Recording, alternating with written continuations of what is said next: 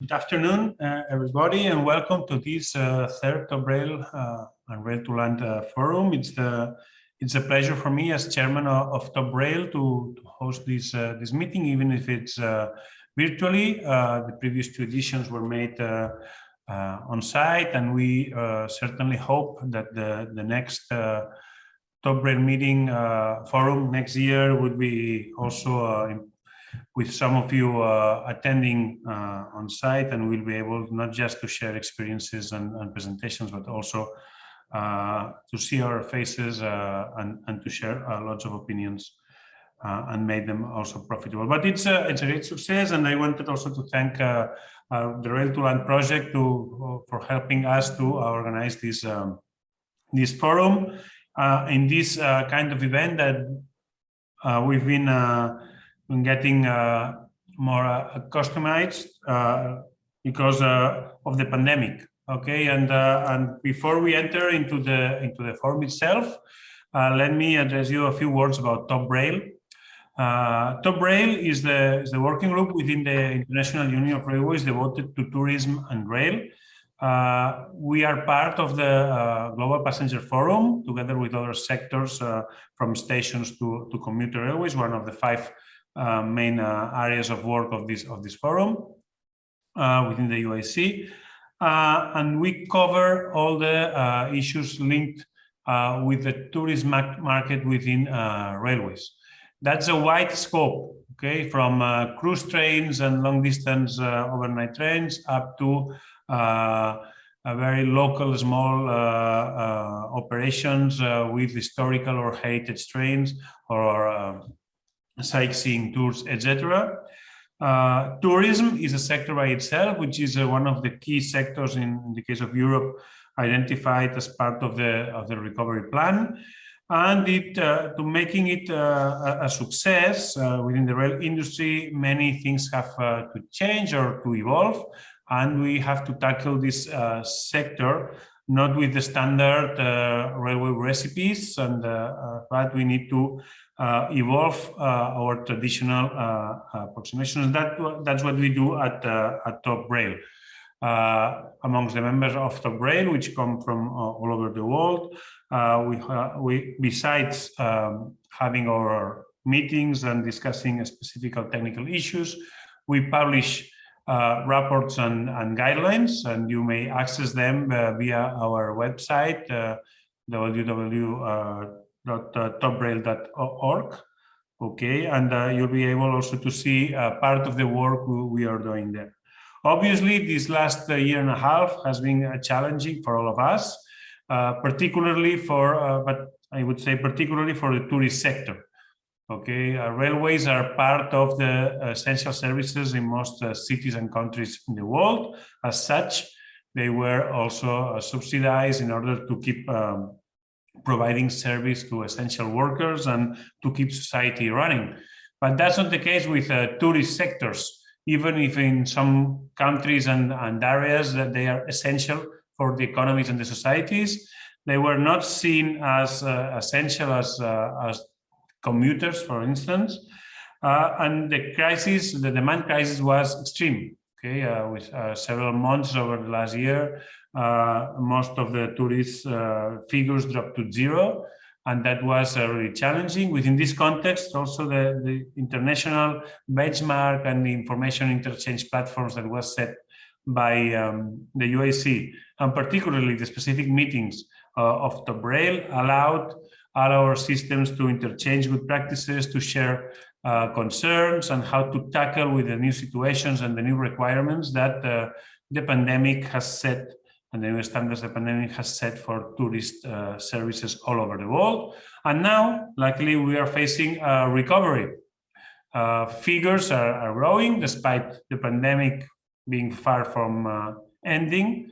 It's true that the world is moving again, and we see how our figures, even tourist figures, starting by national and closer distance, but most of our of the data that we are receiving shows this recovery in progress this last part of the year. So we expect also to have a very fruitful 2022 Let's hope that the damage was not permanent. And in the meeting a few weeks ago, let's hope that this period allowed us, if not to work, to think about the business and to evolve it. So I expect the new solutions regarding tourist business and tourism by rail will arouse.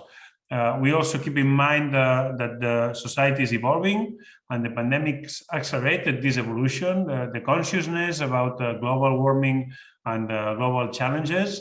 And this is affecting also deeply the tourist sector, as we see that sustainable tourist options are being more and more valued by customers. In this context, rail has undoubtedly a huge potential to develop all the solutions that are attractive for the market, and at the same time that they are in close contact with the territories. So the benefit of these tourist products goes beyond the railway itself, and it extends to the whole of the society and the local territories that it serves.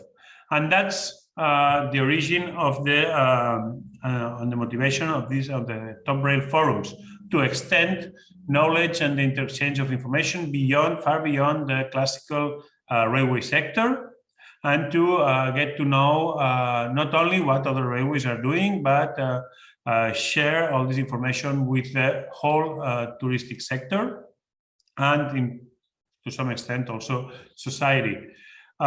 This year's theme was Railway and Tourism, a cultural perspective. That's what we are addressing in this forum, together with RailtoLand, and the results of this year and the presentation of this European project. I won't speak long about it, because afterwards there will be a specific session about that. We'll be able to hear from experts, and we'll be able also to know their impressions on these specific subjects. And then on the second part, and I'll come later, we'll learn about some specific examples on how putting landscape in value as an intrinsic part, and a part really linked to the offer that tourist railways can offer. It's a win-win situation when we can manage to have all the stakeholders working together in this kind of projects and developing this offer. Because, and that's something I like to highlight when I have the opportunity, rail is not just business, it's not just operation, it's not even just landscapes and industry. Rail is also linked to emotions, and that's something we have to treasure, and that's something that we have the chance also to translate into something valuable for our societies and the territories that we operate in. Rail implies this sentiment, these feelings that are rooted somehow into most of us, even if we are not from the railway sector, and that contributes to rail being capable of providing unique experiences. Okay, so this emotion, uniqueness, and sustainability are three elements that are common to all rail tourist services, and we should really build on them. That's what we are trying to do also at TopRail, to identify these good practices that can help us build over them, and share amongst others what we are doing all over the world, and contribute on developing and rail tourism as a sustainable and competitive alternative within the wide landscape and ecosystem of tourism and rail offers all over the world. So once again, welcome, and thank you very much for attending today this forum. I hope, and I'm sure that it will be fruitful, and we'll get the chance to learn a lot. And also, it's a special forum because it's the one that's being held in the context of the European Year of Rail.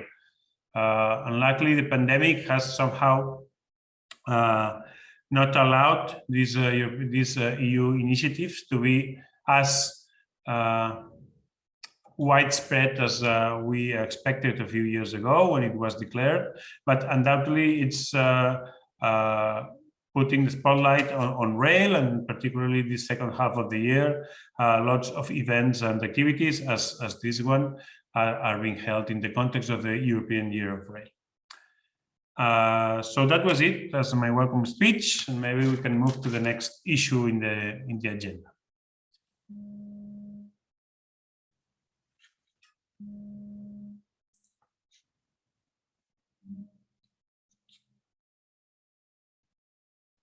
Okay, I don't know if it's exactly on the slide, but the next issue is linked.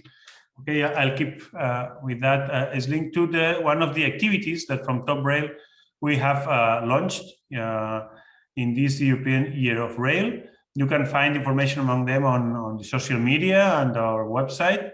One of the activities that we published was a sort of virtual concert amongst different railways during the day of tourism this last September, and you can watch it as several musicians play the European anthem, and then how all sounds are brought together, okay, into one unique music.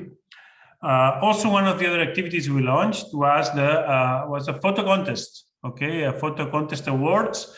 This was targeting the sector, okay, the professionals from the railway sector, and in order for them to show us and share their perfect spots, their ideal spots within their network, something beyond the traditional view that we as users or passengers have from railways.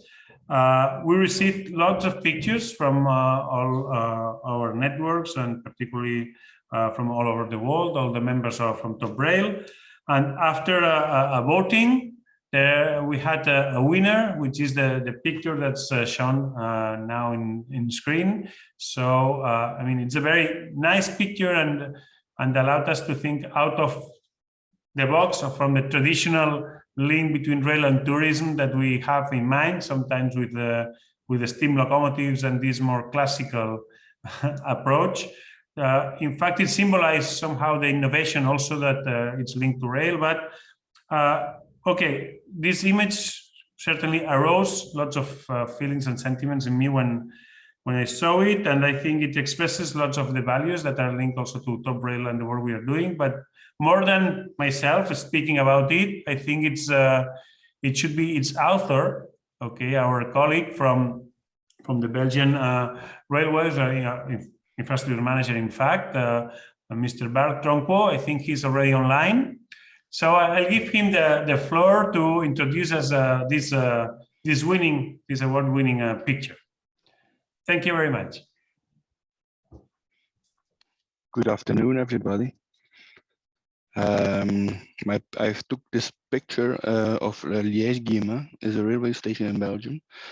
It is the main station of the city of Liège. It's one of the most important hubs in the country. It's one of the 3 Belgian stations on the high-speed rail network. The station is used by 15,000 people every day, which makes it an 11th busiest station in Belgium and 3rd in Wallonia. The station opened his door in 2009. It's by the famous architecture Calatrava. It's a Spanish architect and engineer who is famous for building bridges, museums, shopping centers, and railway stations all over the world. Luzerne, Lyon, Lisbon, and New York is one of his designed railway stations. I'm an employee of Infrabel. That's a Belgian company who builds, maintains, and upgrades the Belgian railway infrastructure. And I was able to follow the changes to the station at first hand. Not only did the station itself change, the complete railway infrastructure changed as well inside. I'm an amateur photographer. I could easily make more than 1,000 pictures in this magnificent building. But my motto is always less is more. So I decided to go with detail in black and white.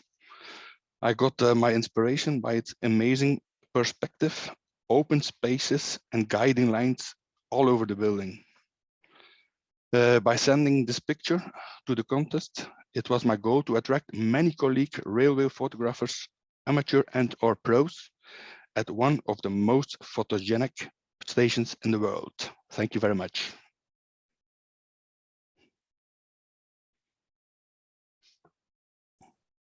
Thank you very much, Bart. Undoubtedly, I mean, the station, those of you that have had the chance and are lucky enough to have visited it, I mean, it's amazing. It's overwhelming, even as a passenger, without knowing all things. I think that's something common to Calatrava's buildings and projects, despite all the issues that particularly infrastructure managers and construction workers are aware of the challenges involved and the budgetary challenges, as our colleagues also from New York, where another work from Calatrava linked to railways at the Ground Zero in downtown New York, the new station from Calatrava also from the Transport Authority will be undoubtedly in the long term a landmark from at New York also, and attracting visitors. So I like what you expressed. Lesser is more, and going to the essential. That's something that we usually have to keep in mind and force ourselves, because sometimes what's around too often becomes we devote too many efforts and importance to what's not essential. And here, this picture also inspires us in this way. So congratulations, Bart, for the nice picture. First of all, I mean, I loved it, and afterwards for winning this contest and making Liège station even a little bit more famous all over the world. And I hope that more visitors, when they visit Belgium and Brussels, which is a classic touristic spot, not only they add also Liège and Liège station to their tours, thanks to this modest activity that we launched. Also, I want to thank all participants. Okay, there were many pictures that were sent from all styles, from all parts of the world. So, and this contest wouldn't have been sense. That was part of the interest, to see how workers from all over the world saw themselves and their networks from within the company. So I invite you to visit the full collection set of pictures that were sent, and to get to know not only Liège, but all the other beautiful spots that were highlighted during this contest. So thank you very much. And now this was like a brief issue regarding European Year of Rail, after previous to entering the specifics of this forum. Now it would be I would give the floor to Dr. Clara Zamorano and Dr. Anna Berrocal, and they will expose us the RailtoLand European Union project. So the floor is yours, Clara and Anna. I hope you are online. Yeah, thank you very much, Carles. Yeah, we are online. It could be, it is really a pleasure to be here today with all of you. It's not the same that to be face to face, but well, it's the best we can do. Anyway, very happy to tell you about our project, about RailtoLand. RailtoLand is a co-funded Erasmus Plus program funded. It's a collective ideation platform to develop innovative tools to communicate the European cultural landscapes by train. To say, we have created a platform of different people, and we are creating a specific tool, an app, to communicate people traveling by train about the landscape they are seeing when traveling. Okay, then next we will see how this project works. Okay, the aim of the project is about development and innovation. We began 2 years ago in 2019.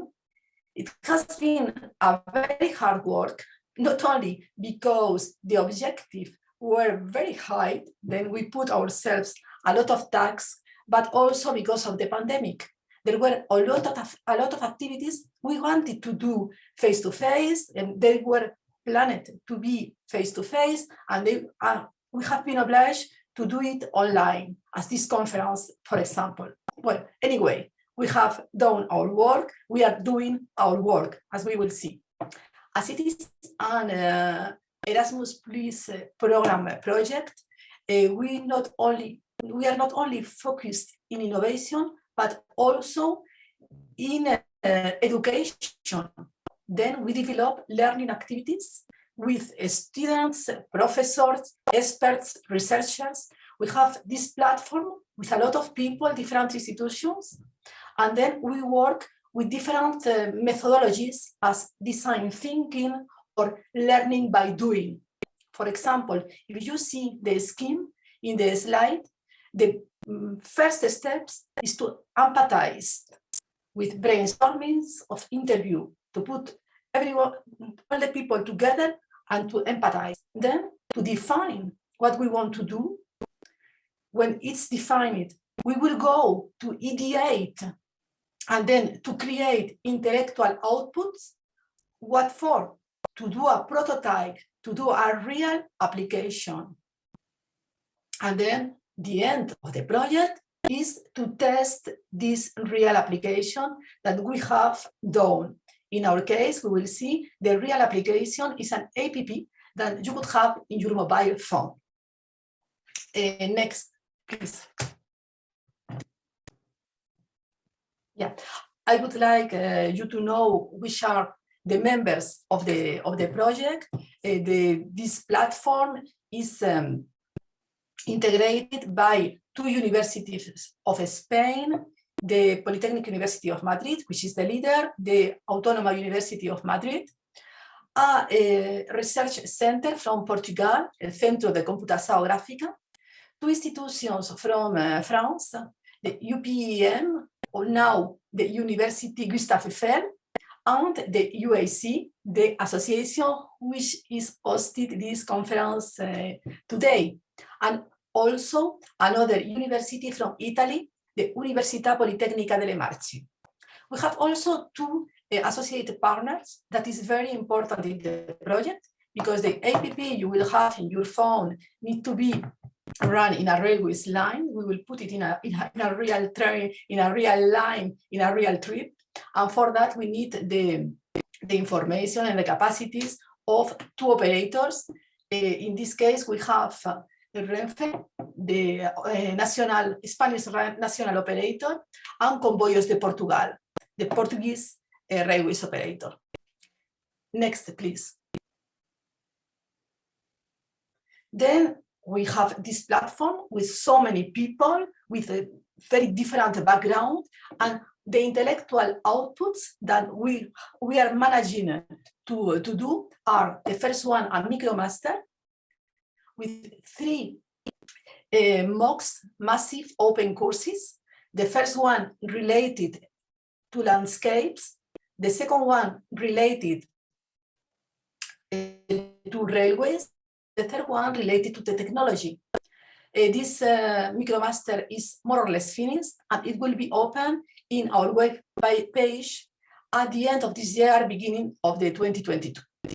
Then we will have a virtual laboratory in Italy in June 2022. We have developed the programmation of the app.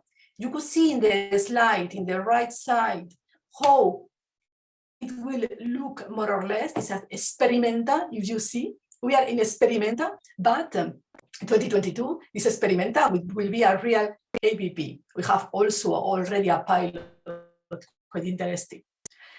Then, to have contents in this app, we are developing infographics, 3D images. We have also having videos related to landscape and related to heritage. And a very important aspect of this project is the EO05, the didactic guide, because the didactic guide will be the responsible of the contents that you will have in the app. And at the end of the day, the success of this app will be really linked to the high quality of the content of the didactic guide. very, very important step.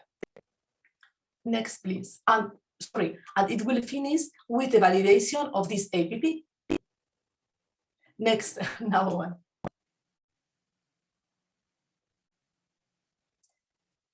Okay, then it's not only to develop intellectual outputs. In RailtoLand project, we also need to communicate. It's very important in this kind of projects, in every project mostly. Then we have what we call the multiplier events. The first one was a round table linked to the tourism sector. It was online in November 2020.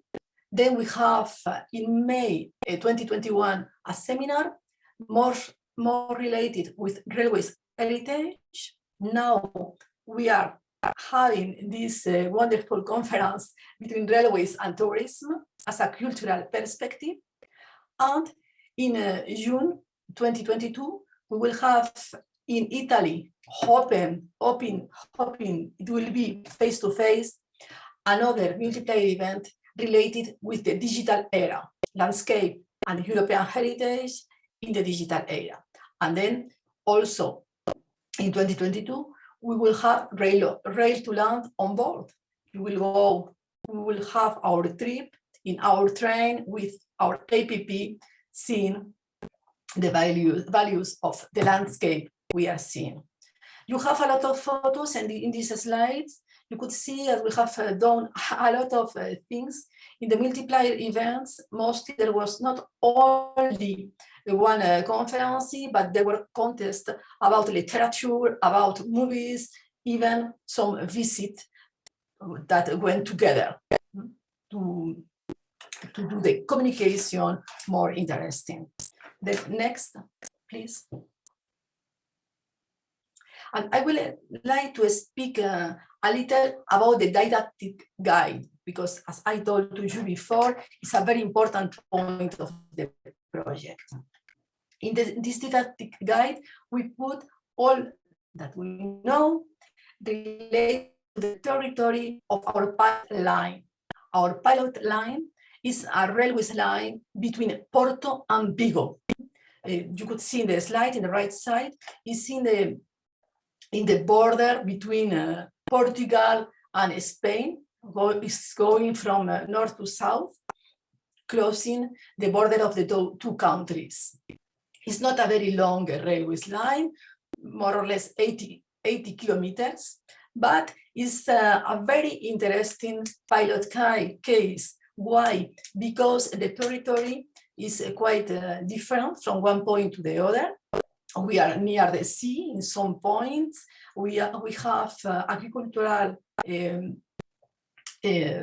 places. We have some rivers. We have urban spaces quite big as Porto or Vigo, and small villages. And we have also a very important cultural difference between the two countries. It's quite funny when you visit the land, you visit the territory, you see the landscapes and how it changed. When you cross the border, there is some differences. Quite funny between two countries, so close, but some ways.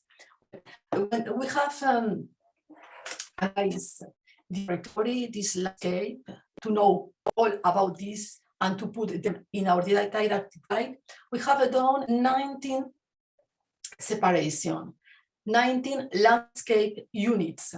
Some of them are urban landscapes, Porto, Vigo, the biggest cities in the line. Other are peri-urban, that are related with agricultural and forestry landscapes. Other related to the coastal, because we are near to the sea or near to a river. Next, please.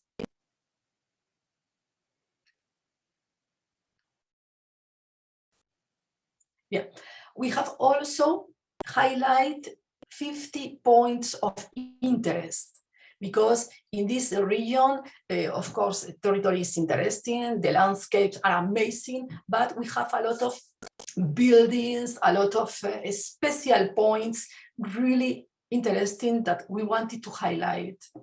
We have chosen 15, and for 10 of them, we have a special contribution, a video, a 3D image, something special that will be after on in the APP. As you could see, we have railway stations as Sao Benito in the top of the image, very, very interesting. Also viaducts, very nice, but also railways, museums, amazing viaducts, castles. It's a very interesting territory. And for that, in the APP, you could choose to follow the landscape you are seeing through your window, or to have more information about a specific point of interest. Next, please.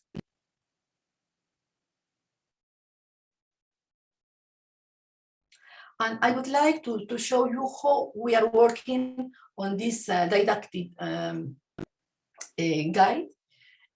For all of the landscape unit, we are doing this, this kind of file with, in the right side, you could see where is exactly the landscape unit, where is in the railways line. As it is Porto, it's the beginning of our line, of the railways line. And for each one of the landscape unit, we will speak about the interpretation keys, a short description about the ideas done, which are the main importance of this landscape unit. We will speak about the structural elements, which are the most important also, and then to do a general characterization of the landscape. And you will have a picture, you will have graphics to show exactly how this landscape is integrated in this point of the line. Then in this characterization, we will speak about landscape, but also about territory, about heritage, about the cultural side of the landscape. There will be a multi-dimension view of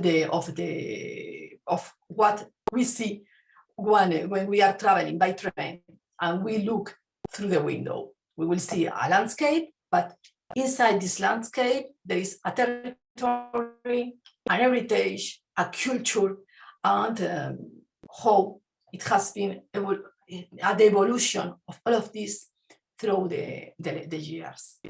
And then next.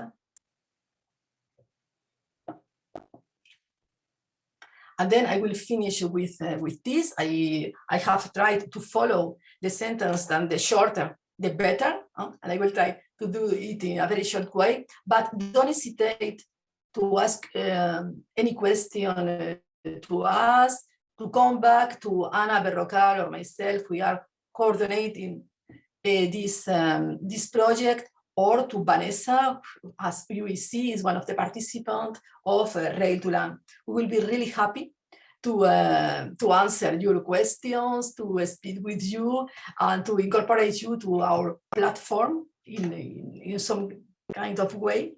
And we also hope that you will be able to discover one day our APP in your mobile phone when traveling by train. It will be an opportunity to change the way you are traveling when going to one place to the other, and to learn in a very nice, fine way much about the territory you are going through. An opportunity to see things differently. Thank you very much.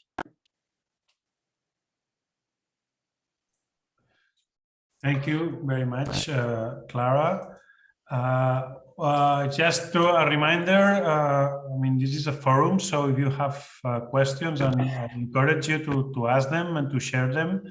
Not you have the chat tool, as it was said, available, and also there were some suggestions on how to set the views so you can see the full presentation. There are no screens or images blocking part of the presentation, as it happened to me.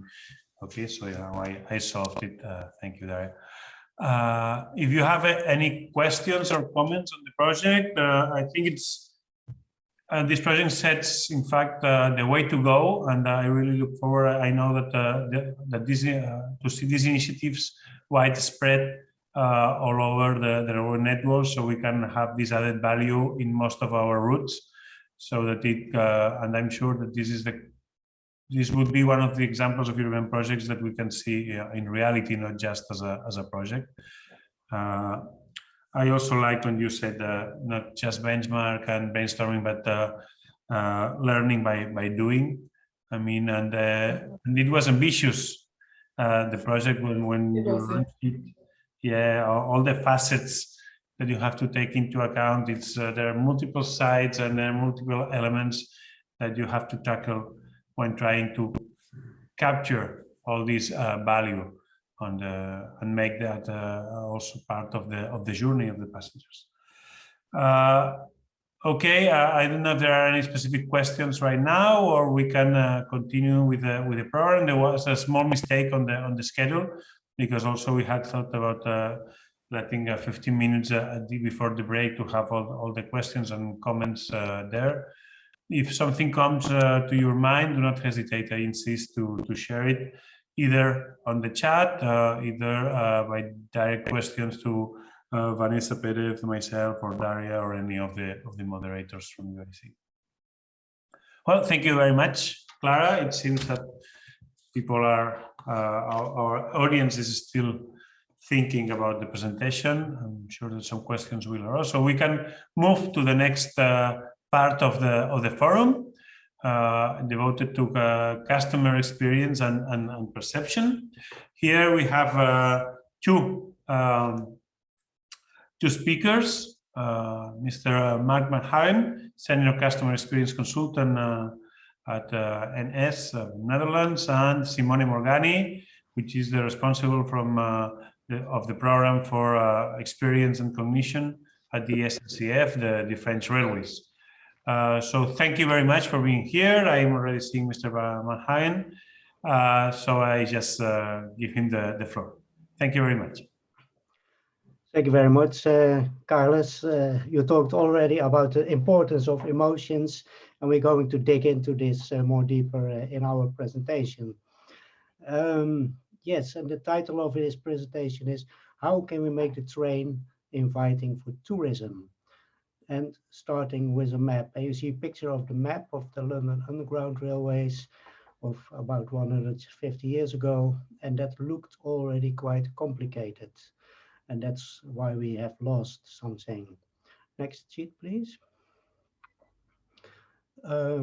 We have a lot of beautiful sights to see, and Olga is going to talk about the Trans-Siberian train later on, which I'm looking forward to. But we used to communicate it in the old days in a very inspiring way, like this picture. Next picture, please. And we have also very beautiful station buildings like this one in Groningen. Next, please. And of course, all kind of railway museums which shows the heritage of trains and stations. Next, please. Again, the Trans-Siberian from Olga is going to show. Next, please. And some inviting posters were hanging around in the stations to inspire people to get and take the train and to look for adventure and discover the country and even international trains. Next, please. And this is the last one, also some kind of posters to attract attention and say how cheap it is and how inspiring it is to go by train into the country. Next, please. Yes, that's all what we did, but somehow we have lost something somewhere. This is a picture of today. I think it's in Amsterdam, and it's all about functionalities, running trains on time, getting the right information on time, making it safe and clean. And we have lost something about the romance. Next sheet, please. And when we look at this picture, this is the model that is under the Net Promoter Score, and we see that people on a scale from 0 to 10 up to a 7, they are actually uninterested in the quality of the product or the service, and above a 7, it is the score is going up faster, and above the 8, it's what we call the breakaway zone, and that's when people experience a real good experience. So that's the part of freedom, when people are feeling free and relaxed and enjoy the trip. Next, please. And when you compare that to the trips made, it is quite a complicated graph, but on the x-axis are the scores from 0 to 10, and on the y-axis are if people are traveling more or less, and you see that above the 8, people give a score of 8, they have traveled more last year. So here we see that also for railway companies, the breakaway zone is above the 8, and especially where you can make people give an 8 instead of a 7, you know they are traveling more. So that's quite interesting to remember. Next, please. And yes, Carlos already told about emotions. How does our brain work? We get in all environmental stimuli with our eyes, our ears, our nose, and those environmental stimuli are processed in our brain to emotional states like pleasure, arousal, and dominance. Dominance is a feeling of being in control, and that leads to approach or avoidance responses. An approach means that you want to stay longer, that you want to look around, that you want to spend more money, that you become more loyal to a service. Actually, all kind of positive approaches. Avoidance responses are the opposite. That means getting out of there to never come back again. And you can imagine that positive emotions lead to approach behavior. So it's very important to get people out of negative emotions and into positive emotions. The most interesting thing is that in this scheme, all the environmental stimuli, we are only aware of about 5% of the stimuli on a conscious level. So 95% of all the environmental stimuli, the sounds, the colors, the music around us, we are not aware of, but it does influence our emotions and it does influence our approach behavior. That's why it's so important to take all the environmental stimuli into account when we want to upgrade the service. Next, please. Yes, it's actually quite simple. Get people out of negative emotions and put them into positive emotions. Next, please. In the Netherlands, we use this pyramid of customer needs, and this is actually the perception of quality in different layers. And the most important layers are in the base of the pyramid. They are the most expensive to realize as well. That's about safety, cleanliness, reliability, and it has to do with the emotion of trust. When people don't trust it anymore and they get the chance to get to another mode of transport, they will do that. So that's why it's drawn as a fundament. Speed is the first wish people have, because people have a little time. They always want to go as fast as possible to another location. So the faster, the better. Then ease, that's the second wish people have. People hate to put a lot of effort into traveling. So actually, they want no hassle and no stress. These are all kind of functional qualities which have to do with traveling, so with the process of traveling, and we can call this dissatisfiers. When you do not do a good job, people are immediately dissatisfied and give you a low grade. However, there's an anti-poison, and that is the satisfiers, and they are in the top of the pyramid. We're talking about comfort. That means as least physical effort as possible, and as the most possible personal convenience, like sitting instead of standing, having something to eat and to drink, sitting in the sun, no bad noises, and other stuff which tire us. Last but not least is the top of the pyramid, and we're talking about ambience. And ambience have a direct influence on emotions and also a direct influence on time experience. When you feel happy, then time is flying. Time flies when you're having fun, but when you are in a bad situation, time is crawling. So when speed in the bottom of the pyramid, we are talking about clock time, and in the top of the pyramid, we are talking about experience of time. Next, please. We translated this pyramid of customer needs to design principles, and in the total customer journey, you can see there's a high bubble high in the train. That's the train trip itself. And there are people happy when the train is running on time and when people can sit. But when they cannot sit and the train is not running on time, you see the dotted red line in the base, and people are not happy. And actually, the whole trip is not fun then. And as you can see, at the end, people will become happier again. That's the peak end rule of Daniel Kahneman. And the blue line suggests the line we want to make in the future. So we are making sure that the line is becoming a bit higher than the red line, which are the emotions of today. And the interesting thing, next please, is that we have different design principles, and in this project we focused on the highest possible and most inspiring principle, and it is how to make the train trip more adventurous and inspiring. Next, please.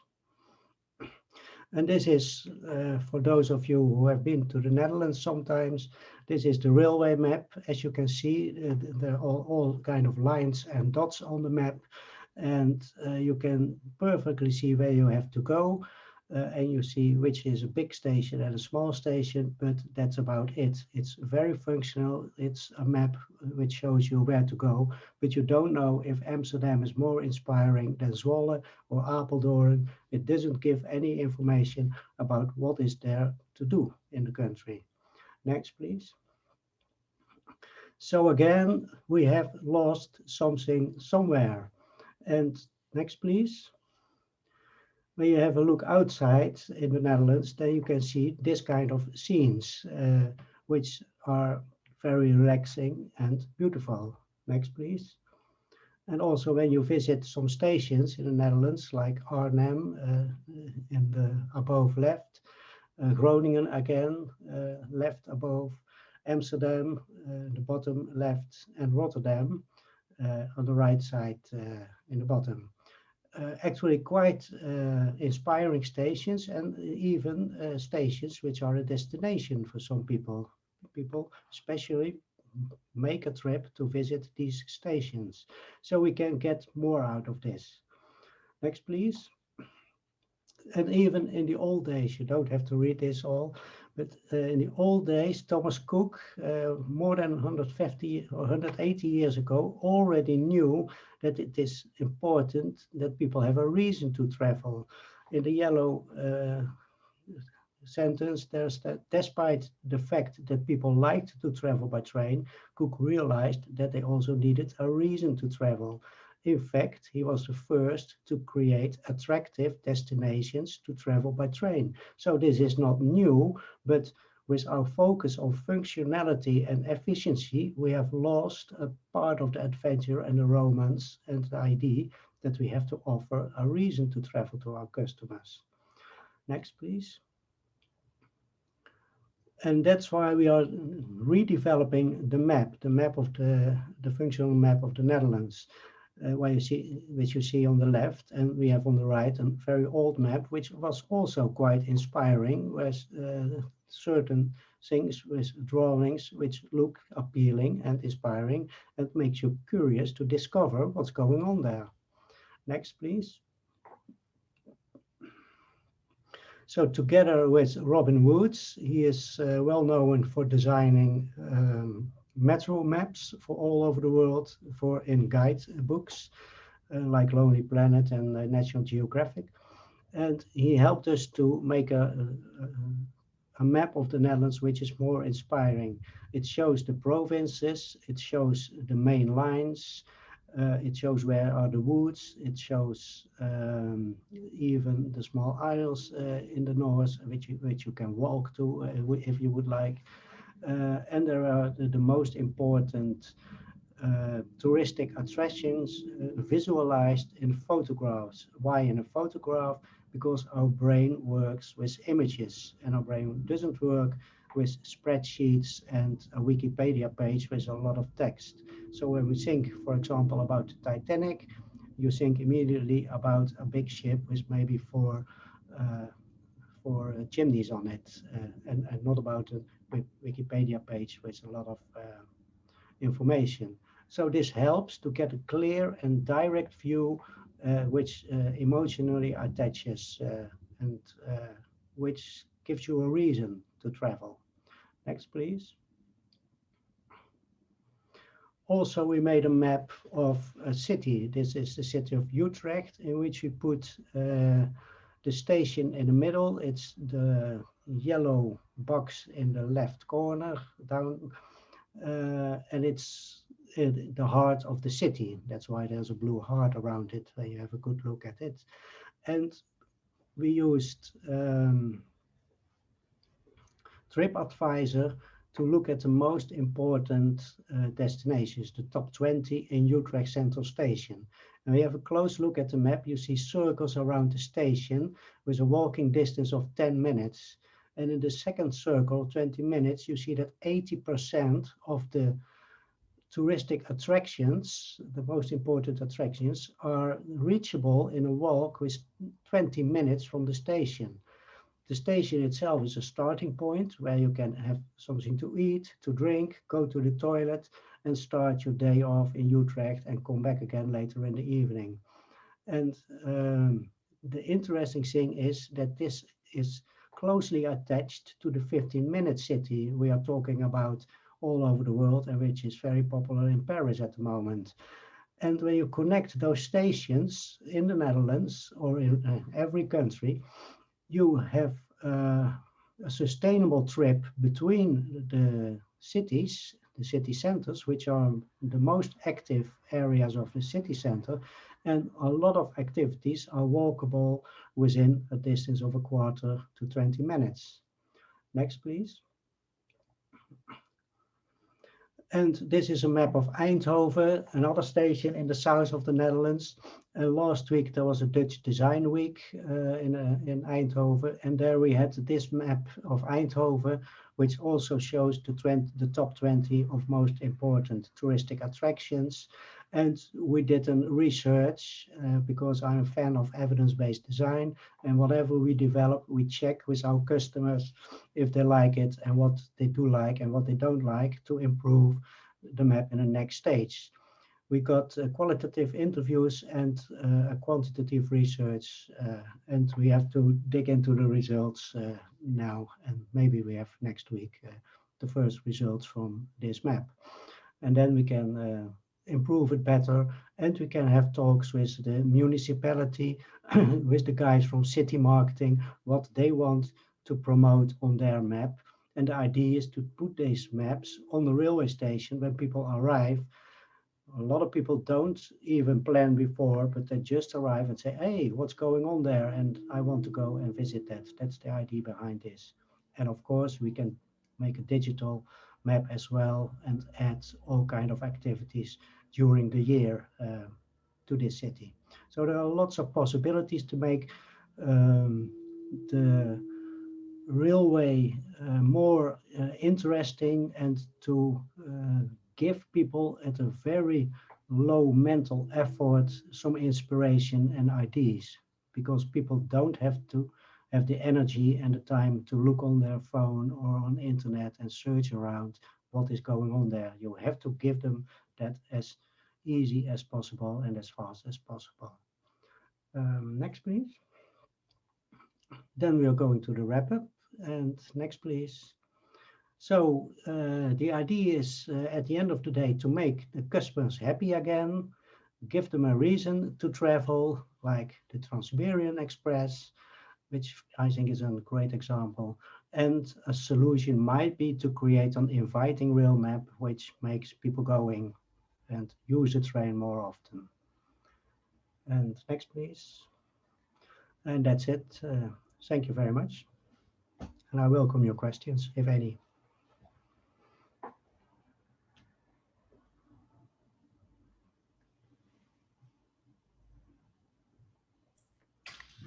Hello, any questions? It's very interesting and mind-opening presentation. So thank you very much, Mark. I mean, I was taking notes and so on, but the wrap-up was also, I mean, how to say, synthesize everything in the end. And the issue with the maps, I recall a colleague from Korea also highlighting that idea that tourists, when they arrive in Korea, received a railway map, and when they arrived here to our European countries, what they received is a road map with, only in some cases, rail as a very thin black line at the bottom of all the roads and so on. So it was not oriented there. And I also think that you are also some questions that would be worth thinking about them. It's when you presented the satisfiers and dissatisfiers on that pyramid. Sometimes I think that to some extent, and for some services, maybe speed can be, we can manage to translate it, to move it from a dissatisfier to a satisfier to some extent. If travel is pleasant enough, or maybe there are some thresholds, okay, depending on the kind of trip and expectations of the customer or kind of customers, or even was thinking of some examples like, okay, in long distance flights, when you don't have time to finish a movie on board, sometimes you wish for half an hour more just to see how the movie ended, or this time. So it's not always as so I don't know if it's possible to make the trip worth enough. It's true what you mentioned, okay? Also, that made me think, I mean, if Thomas Cook already thought about it, yes, so many years ago. Yeah, it's not new, and we make sometimes a distinction between time well saved and time well spent. So when you are moving and you are in a train, you can also spend the time in the way you would like to. So it's not the maximum speed which is important, but what you can do during your journey. And looking outside is one of the great things people would like to do, but reading a book is another thing. So there are lots of opportunities to use the time in a pleasant or useful way while traveling. Yeah, and another element, and I give the floor if there are some questions in the chat and so on, I don't know, Vanessa. It's a concept that I also find interesting, so it's highlighted by some authors. It's a useful time and destination. And that works, as you know, that was for working travelers, okay, for to have meetings and so on, but also that makes full sense also for tourists to see, okay, if you have based on one city by train, you have all these touristic attractions that you can visit if there is enough useful time at destination. So it's a time devoted to the travel by train, but also how long do I have to visit once I'm there, and generating this kind of maps also could be, or having this information also, so that links a little bit, not just the possibility of the connection, but also how effective it is or how feasible it is to have one day visit to this or destination. That's a concept also that's I think it would be also worth exploring. You know, if you agree. Okay, so is there any question on the chat? I don't see. Maybe we can wrap up everything and have the questions in the end before the break, so we keep pace on the schedule. So thank you again very much, Michael Hagen. I mean, I really enjoyed the presentation, and now we move to our second panelist in this first part of the forum, which is Simone Morgani. Here is the presentation that comes from SNCF. Well, the floor is yours. Thank you very much. Okay, thank you. So thank you again for the invitation today. And now we switch to a slightly different subject for the second intervention, speaking something more about the experience of landscape by train, and sharing with you some results and thoughts about our recent work on this subject. And now we devise the intervention in two parts. Next slide, please. The first one will be built about the cognitive elements of the perception of landscape, and the second one about the way in which we could interact with the landscape. So I will start for the very beginning. Next slide, please.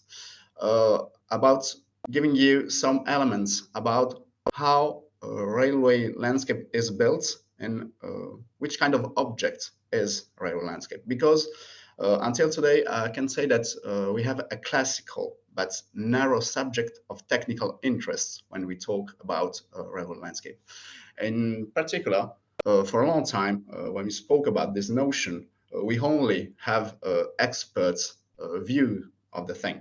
So railway landscape was the study of the impact of railway infrastructures on the cross territories, was the relation between these infrastructures and other infrastructures and their impacts on the neighbors and users, their life.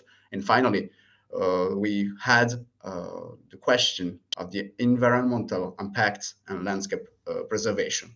So railway landscape was something very specific in following this point of view. But next slide, please. It is also, when we talk about railway, we also have train landscape, because trains changed the perception of the moving world for the humanity when they arrived 2 centuries ago. And they were a turning point in visual perception, in particular because they were the first notable acceleration in mobility. So we left the speed we were used to when we walk, for example, or run, or the speed we can reach thanks to animal traction, for example. So everything changed when trains arise. And this perception also have a very specific lateralized views on the different elements that are around.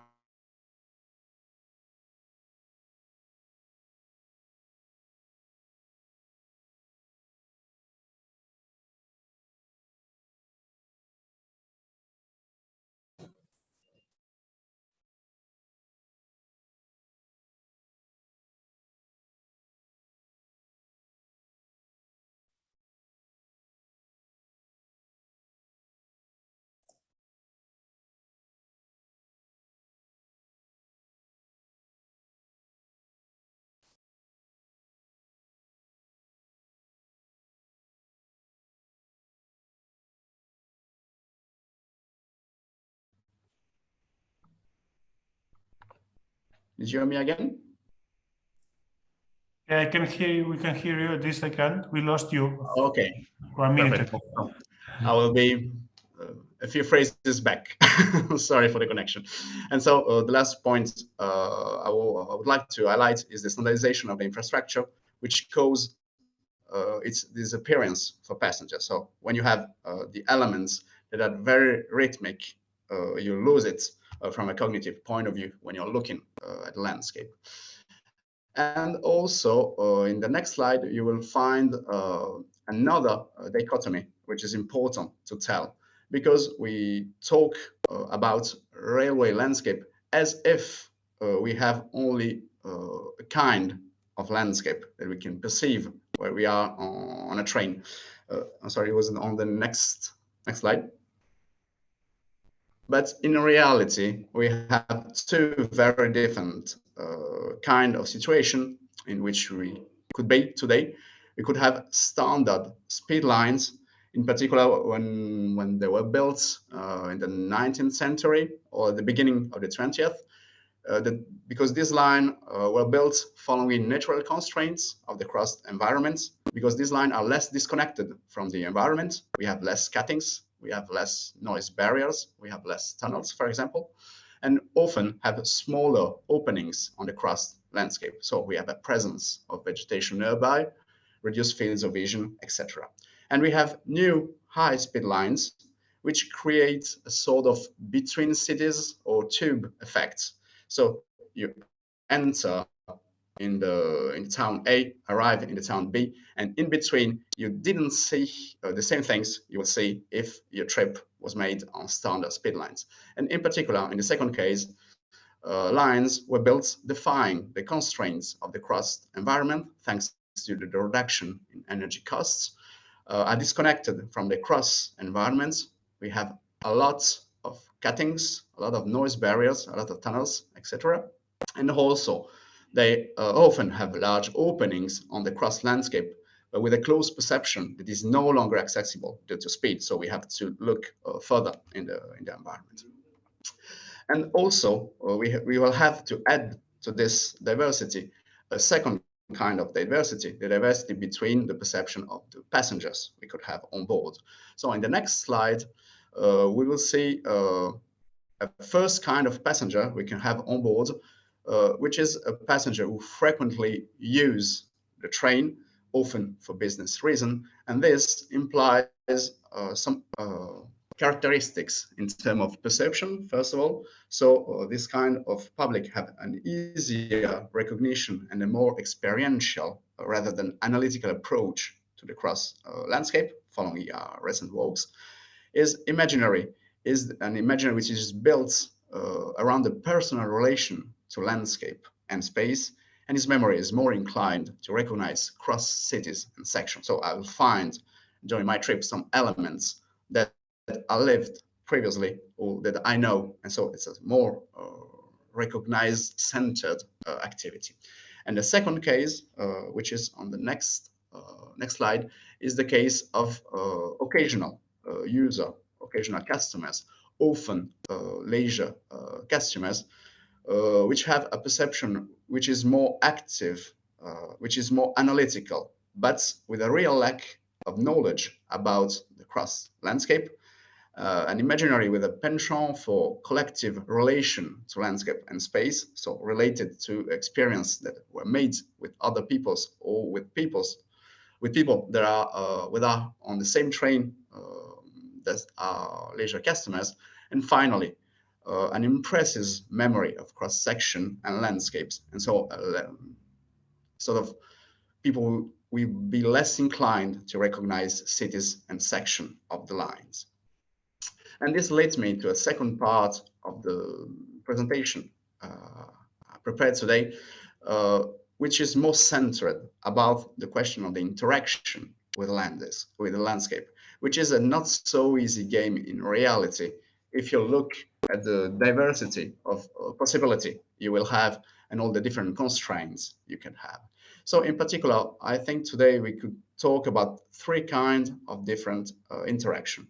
And I will go a little bit further into each one of them. So on the next slide, I will start talking about and around solo interaction between customers and landscape. I will take two examples you have on the left side of the slide. The first one, it's a presentation of the points of interest you could have in a trip, which is used today in stations in France, which will help you in some ways to start your trip before starting your trip. And the second case on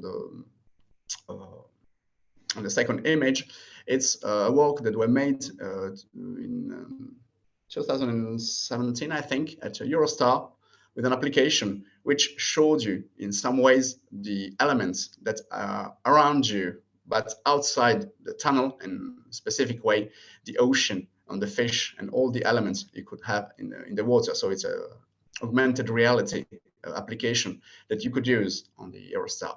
In the first case, if you are looking for an individual and personal way to get through across territories, your tools had to be conceived minimizing, first of all impacts from neighbors, because your personal relation with the landscape have not to interfere with other activities other passengers could make on board. You also have to think and construct a tool that will give you the possibility to offer the same things to all passengers on board individually. This requires new concepts, because today we have technical limits. For example, GPS positioning. If you want to talk about something which is outside the train, you have to do it at the right moment during the trip. This requires complex interaction.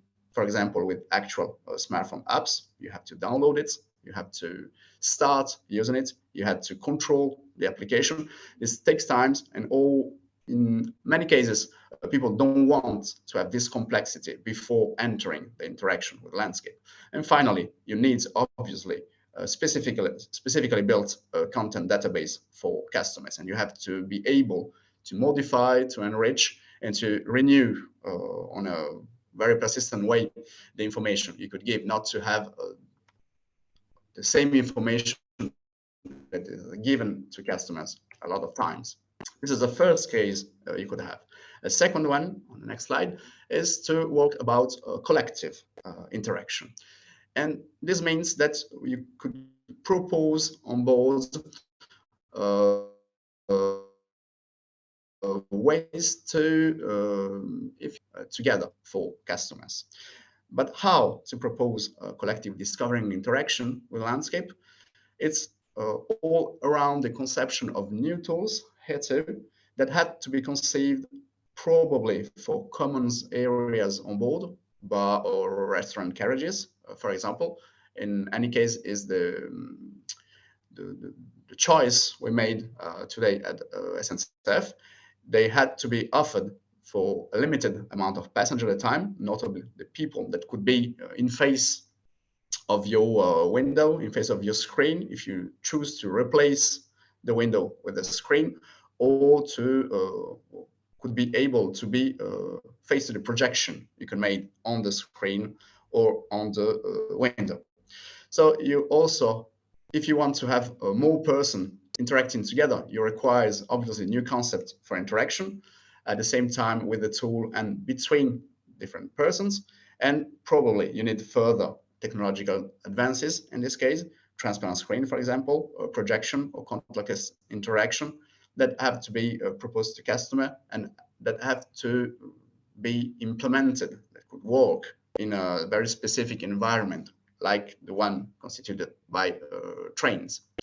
But also, last element you could think of, which is we have some elements that were presented some weeks ago, is the third one on the next slide, is to work about off-board trains interaction. And this could let you make railway landscape accessible to everyone. I'm sorry, it's on the next slide. Thank you. Perfect. And I will talk here about two examples.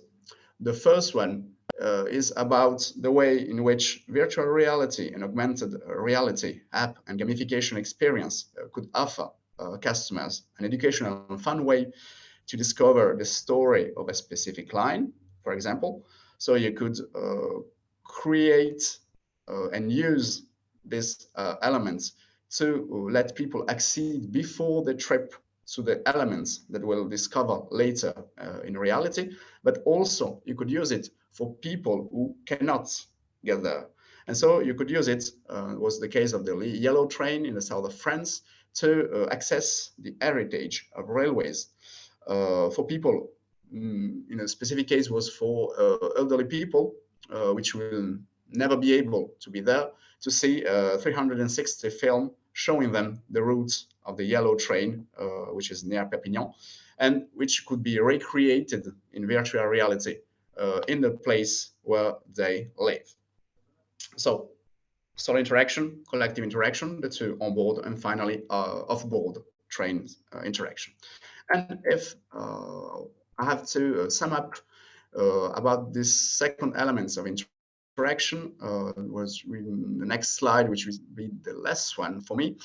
I think that tomorrow interactions have to be built about and around four different elements. First of all, we have to take into the account constraints, because interacting with landscape on board in trains means the integration of very specific constraints like the infrastructure, like speed, like other passengers, that could restrain passenger landscape interaction. So we have to build around this constraint and not to discover this constraint at the end.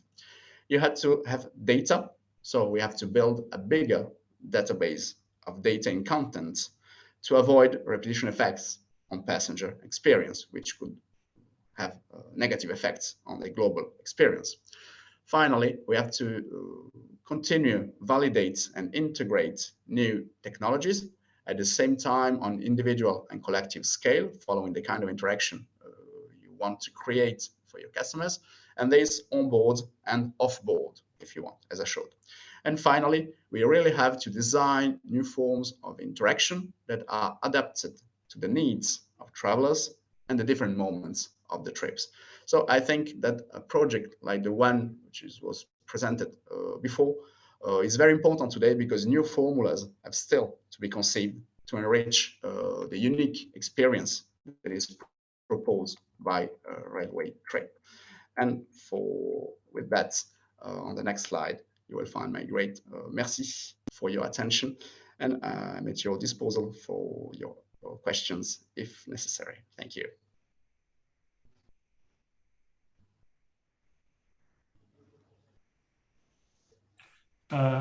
Thank you very much, Simone, for your presentation. I mean, it was like a real look forward or foresight. I don't know if someone has any questions. You mentioned in your presentation that all the challenges that, because there are many ideas. Okay, there's a question here. So I just read it aloud. So the question is I wonder if there is a need for passengers to stimulate interactions with landscape. It's a question from Etienne Fougier. So because people read, eat, sleep, work, listen to movie, they will have to relearn to see the landscape, or maybe you can read it on the chat. Do you work on that? I mean, it's like a new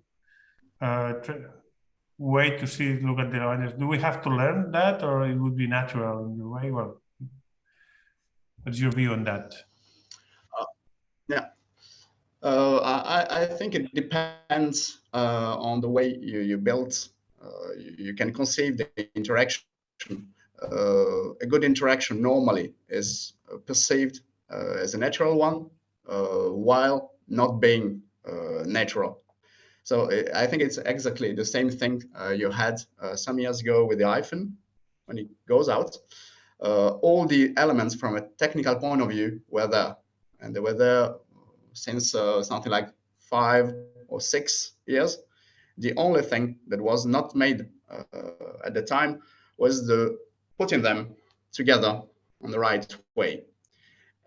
And I think we are in the same situation today when we spoke about interaction with the railway landscape, because we have contents, we have technologies, we had moments of the trip in person that could have interest in interacting with.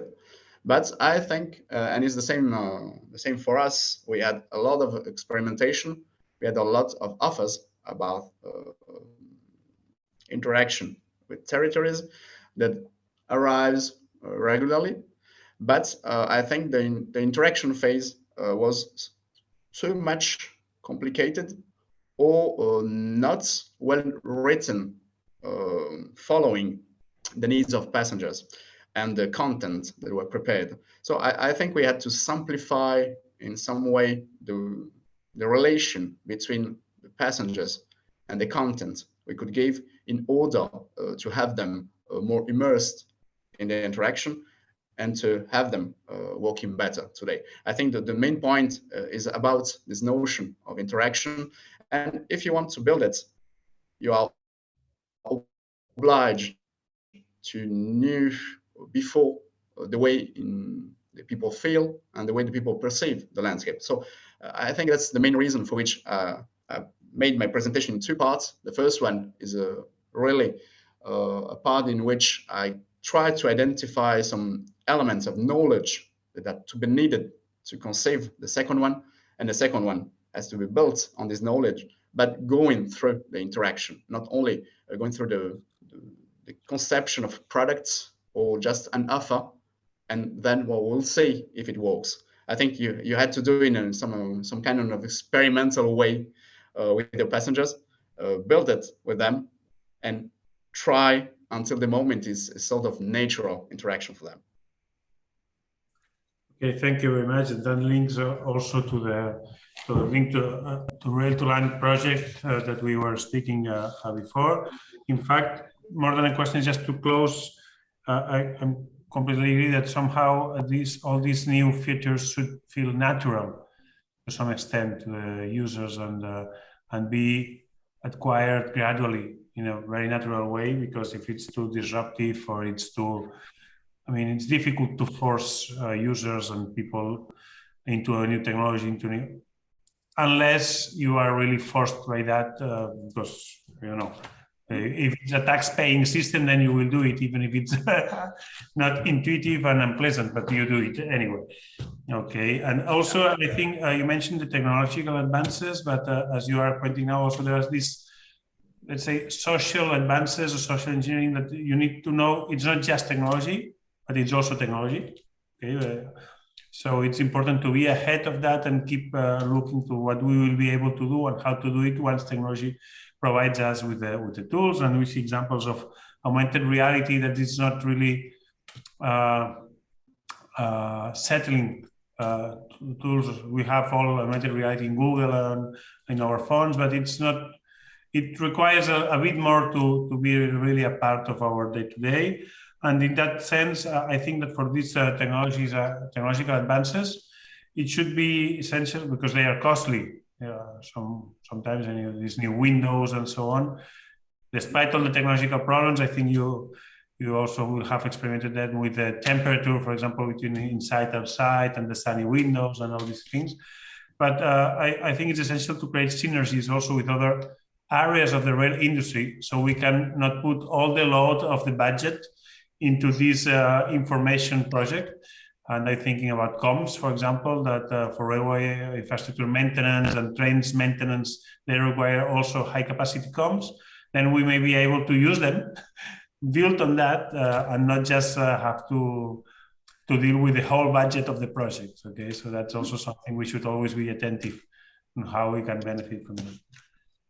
Obviously. Now, I think it's very important, at least for me, not to have a technological biased view of the thing, which is normally the fact in the railway industry. We are used to think about technological solutions, and I think here it's a more specific importance about the comprehensions of the needs of customers, and we probably will have very little costs if we identify the right way to do things with the existing technology, or wait until the new one is arrived. For example, I think the transparent screens, when we started working about this subject with the idea of building collective interaction with landscape, we look at transparent screen. At the time, I think they had a cost of 100,000 euros each.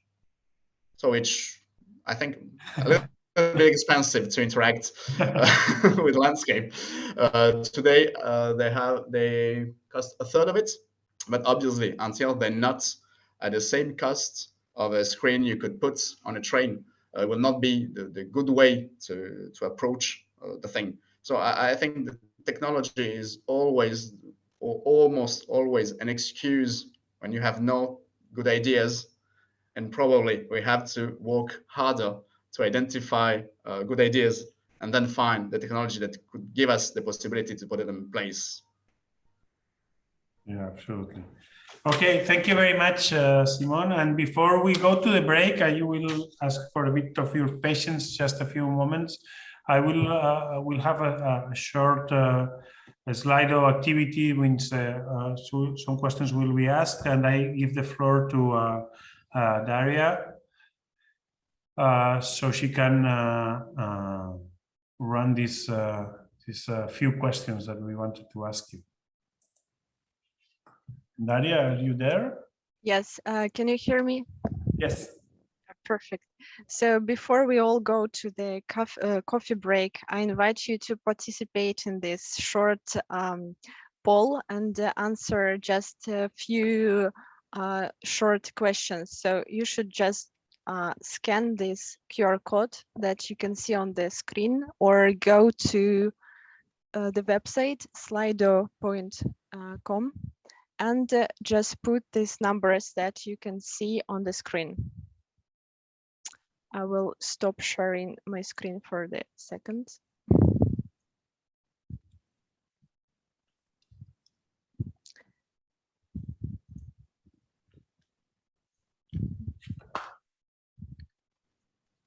So the question that you will see is, has the rail tourism become more attractive in the post-COVID time? Excuse me, Daria, I'm not seeing any questions on my app. I don't know if I'm the only one. Okay, let me share the screen. But there are no active polls at the moment. Okay, just a moment.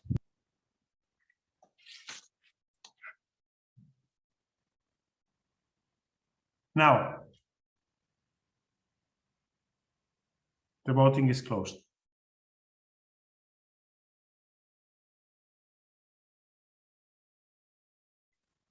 Now again, yes.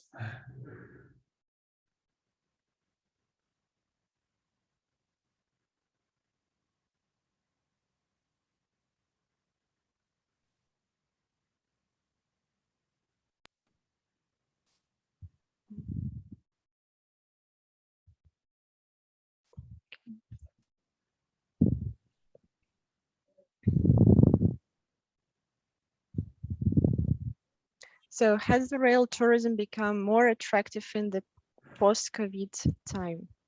Yes, definitely. No, now it is less attractive than before, or no, it remains the same. So we invite you to scan the QR codes that you can see on the screen, or go to the website, slido.com. If you have any questions joining this poll, you can send me a direct message.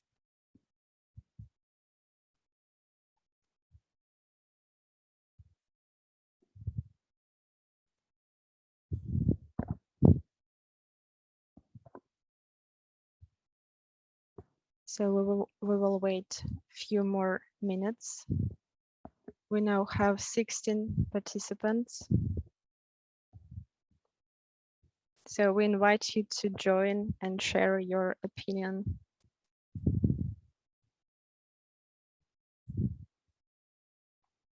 Okay.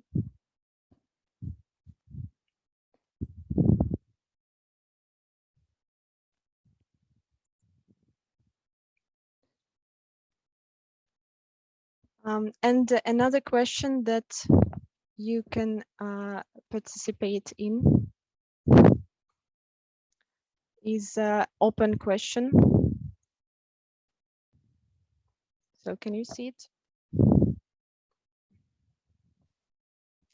How to increase rail's competitiveness, and you can share your opinion during the coffee break, and we will share the results of this question after the break. So we meet here once again in 10 minutes. That will be okay. 5 minutes. So just to keep our schedule, in 7 minutes, we meet again to restart the second part of the session.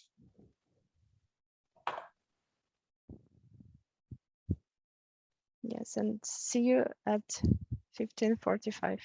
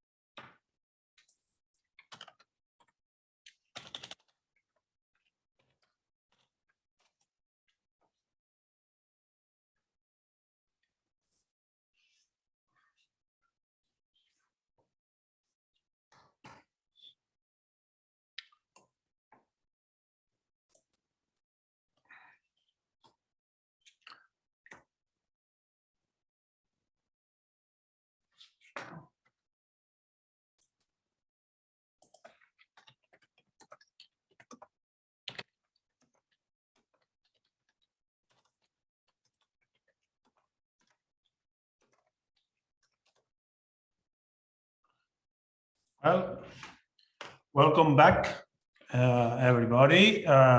Here we are for the second part of the forum.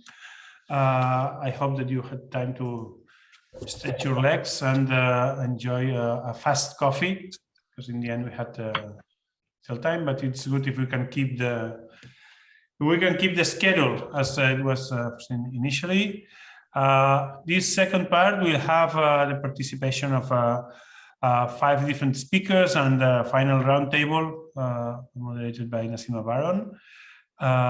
In this case, it would be Vanessa Perez from TopRail, who will be guiding you through the different speakers. So I give floor to Vanessa Perez. Thank you very much.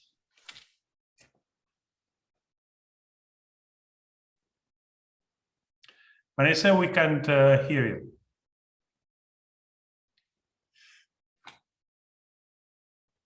Vanessa, micro? Yeah.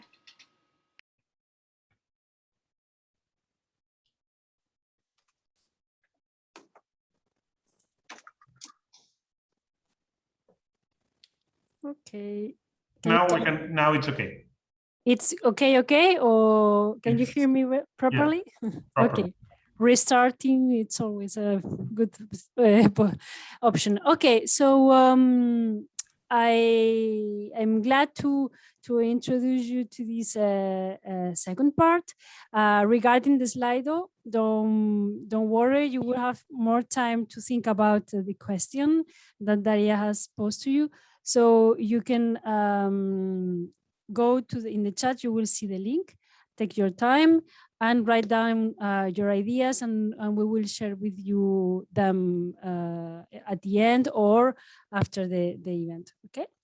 So now it's time to present this next panel, Landscape as a Resource of Railway Tourism. After this panel, we will have a roundtable. It's going to be led by Ms. Nassima Baron. So now it's time for me to present our colleague Ali Abdelali from Iranian Railways. Ali, can you hear us? Hello, Vanessa, and hello to everybody and all the participants. Thank you very much. We are very happy that you have provided us this opportunity. Actually, I am the head of the International Organization Group from Iranian Railways, but my colleague, Mr. Bahram Zarghami, who is in our touristic terrain department. He is also very experienced and responsible for the following up and launching the touristic trains in Iran, Iranian Railways. He is going to have the presentation. Now I give the floor to Mr. Bahram Zarghami to have the presentation of Iranian Railways. Mr. Zarghami, please. Okay. Hello, everyone. Okay. I'm as the head of the international cooperation in passenger train services and also international and tourist trains department. So let me say something about the international tourism trains project in Iranian Railways in RAI. Please, next slide. Okay, as you see, in fact, we have arrived many tourists from tourism train Golden Eagle, which they have launched this train in 2014, and there were many trips to Iran by this company and these trains from Russia and from Europe. Also, we have some cooperation with the related companies and operators in order to organize many tourism trains. Next slide, please. Okay. We are going to tell something about our important tasks of the International Tourism Trains Project, which we are working under the passenger services and supervising of the services. Okay, the most important tasks are scheduling for performance of tourism trains and monitoring the proper implementation and performance of relevant operators. You know, there are some private operators in Iran which are launching and running the tourism trains, but we coordinate the matter with them and supervise their activities. And also we are monitoring international trains and following up on their issues and problems. In the next slides, I will tell you about some international trains which we have already launched. Let me say a very important news, which I think it's not only an important news for Iranian railways, and important achievements, in fact, for all my colleagues in all railways, not also my colleagues, but also, for example, for International Union Railways, UIC, it is a very important that Trans-Iranian Railways is registered by UNESCO as one of the World Cultural Heritage. You know, it was happened this year at the 44th session of the UNESCO World Heritage Committee in Fuzhou in China on 25th July 2021. In fact, the TIR, Trans-Iranian Railways, is the longest railways, about 1,400 kilometers, which is registered in the list of UNESCO. I want to say that we don't have any history already about any other railways that such a long route be approved and registered in the UNESCO. And this 100 years old route starts from Bandar Turkmen in southeast of Caspian Sea in the north of Iran and ends in south of country in the Bandar Imam Khomeini next to Persian Gulf. In fact, we can call this route as a sea to sea or north to south railways. UNESCO, according to the UNESCO Advisor Survey, TIR or TIR enjoys the best grade in technical aspects among the outstanding railways of the world. This is what an advisor of the UNESCO has told. Also, it's very important that it's and also it's a great honor that Mr. Gigon, as you know him very well, UIC Passenger Director and Coordinator of Middle East Region, expressed this achievement as a great honor and pride for all railways, that this railway is as a World Cultural Heritage.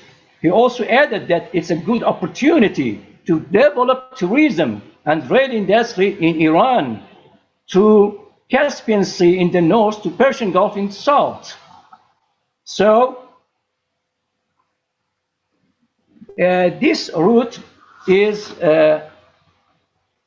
passed through four geographic climate, through banks, through Caspian banks, to central plateau of Iran. Please, next slide, please. Okay, in this map, you can see the Caspian Sea. Okay, in the north, in the south of Caspian Sea, we can see this corridor, which pass from Caspian Sea to to the southwest of Iran in Persian Gulf, about 1,400 kilometers, and with about 100 years age. Next slide, please. Okay, as you see, we have launched many domestic tourist trains, foreign tourist trains, and international trains as our task and as our activities. Please, next slide. Okay, as you see, as also mentioned already, this photo is about Tehran Savat Crew tourism train, and Tehran Shirgah tourism train, and Tehran Rash tourism train, which is located in the north of Iran, near the Caspian Sea, with the very important bridge, which is called Veresk Bridge, is with 110 meters height from the sea level. Next slide, please. Okay, we have already launched many tent trains with the different and various ceremonies. For example, Golden Triangle train, which the tourists have come from Russia and any other European tourists from Sarax border point with Turkmenistan, and sometimes with from Razi border point, a rail border with Turkey, and we have and they have visited Shiraz, Isfahan, Yazd, and vice versa, and any other destination. Also, we have a very famous ceremonies in Kashan, which we call it in Farsi Golab Giri. It's a very traditional ceremony. From the rose flower, we extract its essence. It's a very beautiful ceremony. And also Tehran Malaya Tourism for Furniture and Inlay Festival, Tehran Arak Bishe Tourism Train in Lorestan in Zagros Mountains, Tehran Hamedan Tourism Trains, and Tehran Savat Crew Tourism Train, and also Kerman Rai. Next slide, please. Okay, also the other temp trains. Let me say that, for example, for the Engineers Day, we have launched Tabriz Maraga Tourism, and also for the Poems Day, we had a tourism train to Neyshabur, which the tombs of Attar and Baba Attar is there, and also we have Mashhad Turbat Haydariya train, Atiq and Silk, Antique and Silk route, which is located in the Silk Road. Next slide, please. Next slide, please. Thank you. Okay, as you see, the tomb of Baba Tahir, the famous poet of Iranian, which his tomb is located in Hamadan, and we have some program for for increasing the attractiveness of the rail tourism. We organize some trains, some tourist trains to some historical cities like Hamadan, which is very ancient city from the Seleucid and Parthian era, and there are some art monuments and bazaar and beautiful ancient hills from Cyrus also there. Please, next slide. Okay, you can see Bisher Railway Station. It is located in Lorestan province in the central of Iran, near the Zagros Mountains, and with some natural waterfalls and very beautiful landscape, especially during the spring and summertime. Next slide, please. In fact, I don't want to tell about all our tourist trains, but only I mentioned the name, and you can see the architecture of some monuments in Caspian and also in Kashan tourism attractions. Next slide, please. Okay, you can see Mashhad Khaf tourism attractions. In this picture is related the Khaf monument, which is near the Afghanistan border, and recently our train networks has connected to this border city, and with some historical monuments. Also, we have launched tourism trains. Next slide, please. Okay, the upper picture you see Jolfa, which is a border point with Iran to Armenia and Nakhchivan of Azerbaijan Republic. It's a very ancient also city. One of the most ancient churches are located at Jolfa city, about Jolfa city, in the urban of the city, and also the other photo is Neshabur, which Khayyam is the famous poet, and also Attar, the faced poem, and mathematics and philosophy, as their tomb is located there. Next slide, please.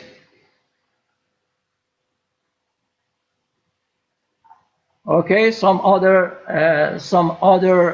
tourism trains in different cities, which are launched in some special festivals and special ceremonies. In fact, some TEM trains we launch TEM train as a tourist train for every ceremony, and we seize such opportunity to introduce such events to the tourists. Next slide, please. Okay, it's also Maraga tourism attraction. Next station, please. Next slide. Sorry. Okay, next slide, please. Okay, this is a very new route from Tehran to Rasht, and continue to Astara, border point with Azerbaijan, and from there we will link directly to Azerbaijan, to Russia, and to north of Europe, to Finland, and it's a very new corridor route. Please, next slide, please. Okay, next slide, please. Okay, these are some photos about the Golden Eagle tourist train, which was launched in 2004, and about more than 20 Golden Eagle tourist train has launched already. Next slide, please. Okay, there are international trains. You can see that we have Tabriz 1 train, Tehran 1 train, In fact, one in Turkey, Tehran-Ankara, Tehran-Qom-Karbala train in Iraq, Nakhjavan-Mashhad train with Azerbaijan Republic, and also we have Mirjave Kuwait with Pakistan. Next slide, please. Okay, as you see, some of our important actions is joining to TopRail. In fact, after Mr. Gigon arrival in Iran, we have some meeting with him and with his advisors and cooperation. We have decided in order to be as one of the TopRail member, and we have loaded some information on Iran on RAI sites. We refer you to look that site, please. Next slide, please. Also, you see some other activities which we have already done, and also we have organized a museum, a rail museum, and we consider also the origin as a destination. In fact, we refer the tourists to the stations in order to see some ancient locos, some steam locos, and the museum which have already organized. Next, please. Okay, it's some articles regarding our future plans. You can see that we are going to have some other international trains from Tehran to Ashgabat, Turkmenistan, Tehran, Kuwait, Tehran, Aktau, Kazakhstan, and Tehran, Kuwait. Next, please. Okay, and also we have signed many MOU with other organizations, other related stakeholders in order to increase attractiveness of the rail tourism. Next, please. Okay, and let me say that we are ready to survey the investors to purchase or to manufacture some special salons and trains for tourism trains in Iranian railways. Thank you for your attention. Thank you very much. Okay. Well, it was very long, but very interesting. It's okay. I understand. It's not easy. I mean, it's information that is not easy to get. Okay. Iran is very far away and still a very mysterious country for everyone. Congratulations for the UNESCO certificate or the UNESCO brand that you have now. Thank you. We will not have time for questions now, but at the end in the round table, please, I think Nassima maybe will ask you some questions. Okay. Okay. Thank you very much.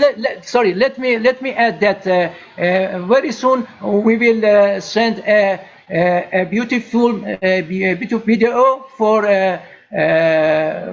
putting to the Iranian site in TopRail. Okay. Thank you. That will be great. You're welcome.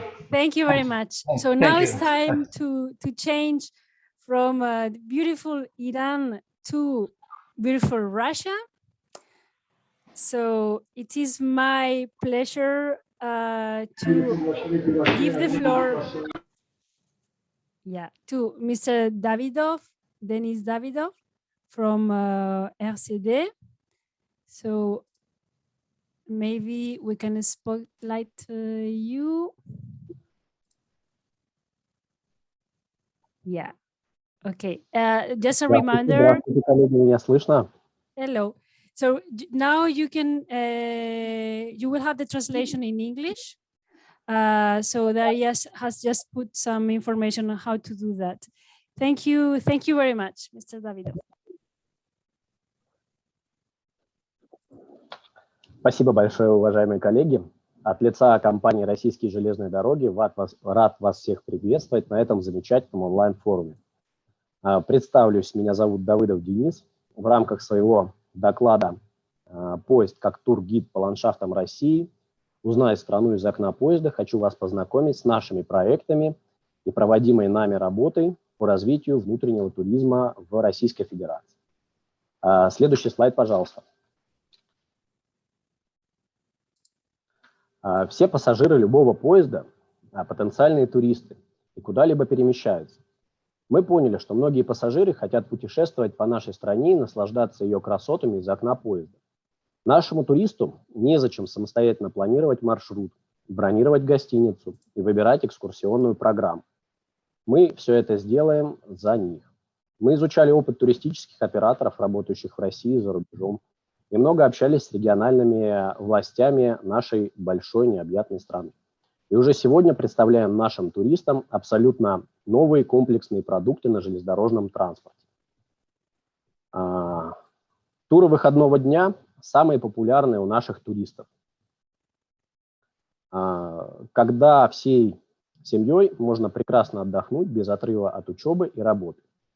Также мы представляем нашим туристам 2-3-дневные туры, недельные туры и событийные маршруты на какое-то природное явление, какое-то, например, цветение тюльпанов, о чем я скажу чуть-чуть дальше. Все наши поезда ходят в формате поезд-отель.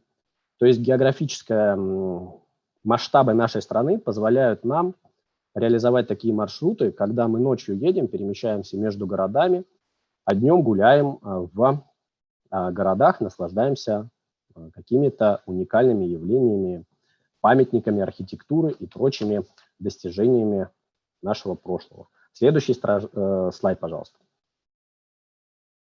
Как всем известно, Россия – это самая большая страна в мире. В России есть все, что может пожелать даже самый требовательный и искушенный турист. Огромная территория России включает 127 тысяч километров железных дорог, 11 часовых поясов, разнообразные ландшафты, горы, скалы, вулканы, острова, озера, реки, моря и пляжи, равнины, степи и леса. 31 объект на территории России входит в список всемирного наследия ЮНЕСКО. Поверьте, нам есть что показать, и мы сможем с комфортом привести наших туристов в любую точку нашей необъятной страны. Далее расскажу вам на примере наших флагманских проектов, которые мы реализовали в 2020-2021 годах. Следующий слайд, пожалуйста. Например, многие мои соотечественники уже были на побережье Черного моря, а вот Каспийское море, я уверен, видели лишь единицы. 1 мая 2021 года мы запустили новый маршрут «Жемчужина Кавказа». Поезд следует по маршруту Москва, Новороссийск, Кисловодск, Грозный, Махачкала, Дербент, Волгоград, Москва. Путешествие начинается в субботу, и всего лишь за одну неделю маршрут позволяет туристам побывать в самых популярных городах Северного Кавказа, побывать у Черного и Каспийского морей, увидеть всю красоту юга России и его достопримечательности и вернуться в Москву в пятницу вечером в удобное время. В ходе одной поездки турист может побывать на Черноморском побережье, термальных источниках Жемчужного Кавказа, увидеть красивейший каскад Николаевских водопадов и горные пейзажи Чеченской Республики, а также глубочайший в Европе Сулакский каньон Дагестана, один из старейших городов России – Дербент. Красота данных городов и уникальных мест, поверьте, захватывает дух.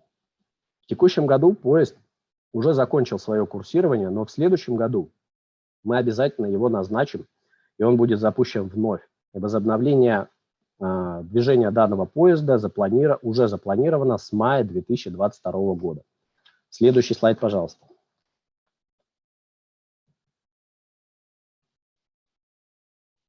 В 2020 году мы реализовали проект круизного поезда «Сочи», который следует по маршруту наших городов Черноморского, также побережья, в Туапсе, Сочи и заезжает в Абхазию, в город Гагра, и следует обратно. Мы уделяем особое внимание стилистике оформления подвижного состава.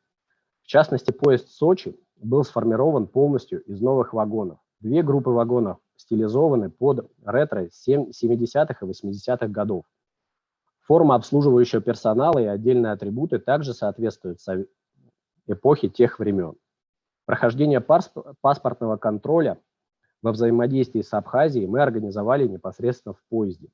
Поэтому для комфортного пребывания пассажиров в жаркие летние дни у Черноморского побережья под вагоном установлены специальные генераторы, которые обеспечивают работу кондиционеров во время стоянки поезда на границе.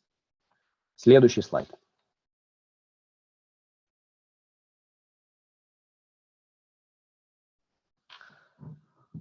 Во второй половине апреля наши туристы смогут увидеть невероятный ковер из тюльпанов, раскинувшийся в степях Калмыкии.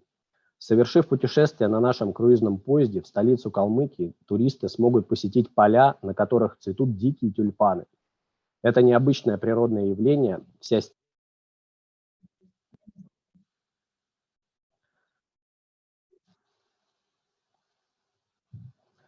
Данный тур едет в Республику Калмыкия.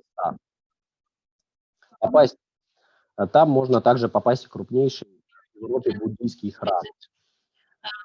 Попробовать блюда национальной кухни. Мы уделяем этому особое внимание, потому что гастрономический туризм – это очень важно. Считаем его очень важным, и во все регионы нашей страны, которые мы отправляем туристические поезда, мы включаем гастрономические сувениры и посещение местной кулинарии. Данный поезд был очень востребован в 2020 году. Он назначался один раз, и мы приняли в 2022 году назначить уже 2 поезда на цветение диких тюльпанов и всей степи. Следующий слайд, пожалуйста.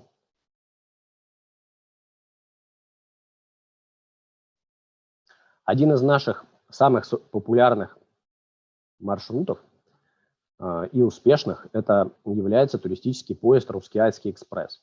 Он полностью выполнен в ретро-стиле. Локомотивно-паровозной тяги движется по красивейшему маршруту Карелии из города Сартовала в горный парк Рускеала. Интерьер вагонов выполнен в оригинальном дизайне Николаевского экспресса, императорского, в императорском стиле конца 19 и начала 20 веков. Вместе с настоящим паровозом создает для туристов уникальную, неповторимую атмосферу. В поезде есть даже стилизованное фотокупе, где каждый человек может себе сделать фото на память. Карелия богата озерами, поэтому она очень популярна у любителей водного туризма. Поезд нравится молодежи и другим любителям природы нашей страны, поэтому мы приняли решение о его развитии. И по просьбам наших пассажиров в 2020 году мы запустили поезд, беспересадочные вагоны, прошу прощения, из Москвы. А на майские праздники даже запускали скоростной поезд «Стриж», который производство компании «Тальго». Данный поезд может ехать со скоростью до 200 км в час. На станции Сартовала к данному скоростному поезду мы прицепили ретро-паровоз, и поезд на паровозной тяге проследовал до горного парка Рускеала. Вот такое сочетание интересное, необычное, современного и прошлого мы организовали для наших туристов. Следующий слайд, пожалуйста. Карелия – это удивительный суровый край лесов и озер на северо-западе нашей страны, который пользуется повышенным спросом со стороны наших путешественников. Поэтому с августа 2021 года наше меню пополнил тур в Карелию. На этом маршруте у путешественников будет возможность ознакомиться с достопримечательностями Республики Карелия, городом Петрозаводском, Сартовалой, а также со старинным городом Выборг. На участке пути от станции Хилюля до станции Сартовала поезд будет следовать на паровозной тяге. Он уже запущен, он уже следует в клубах настоящего паровозного дыма.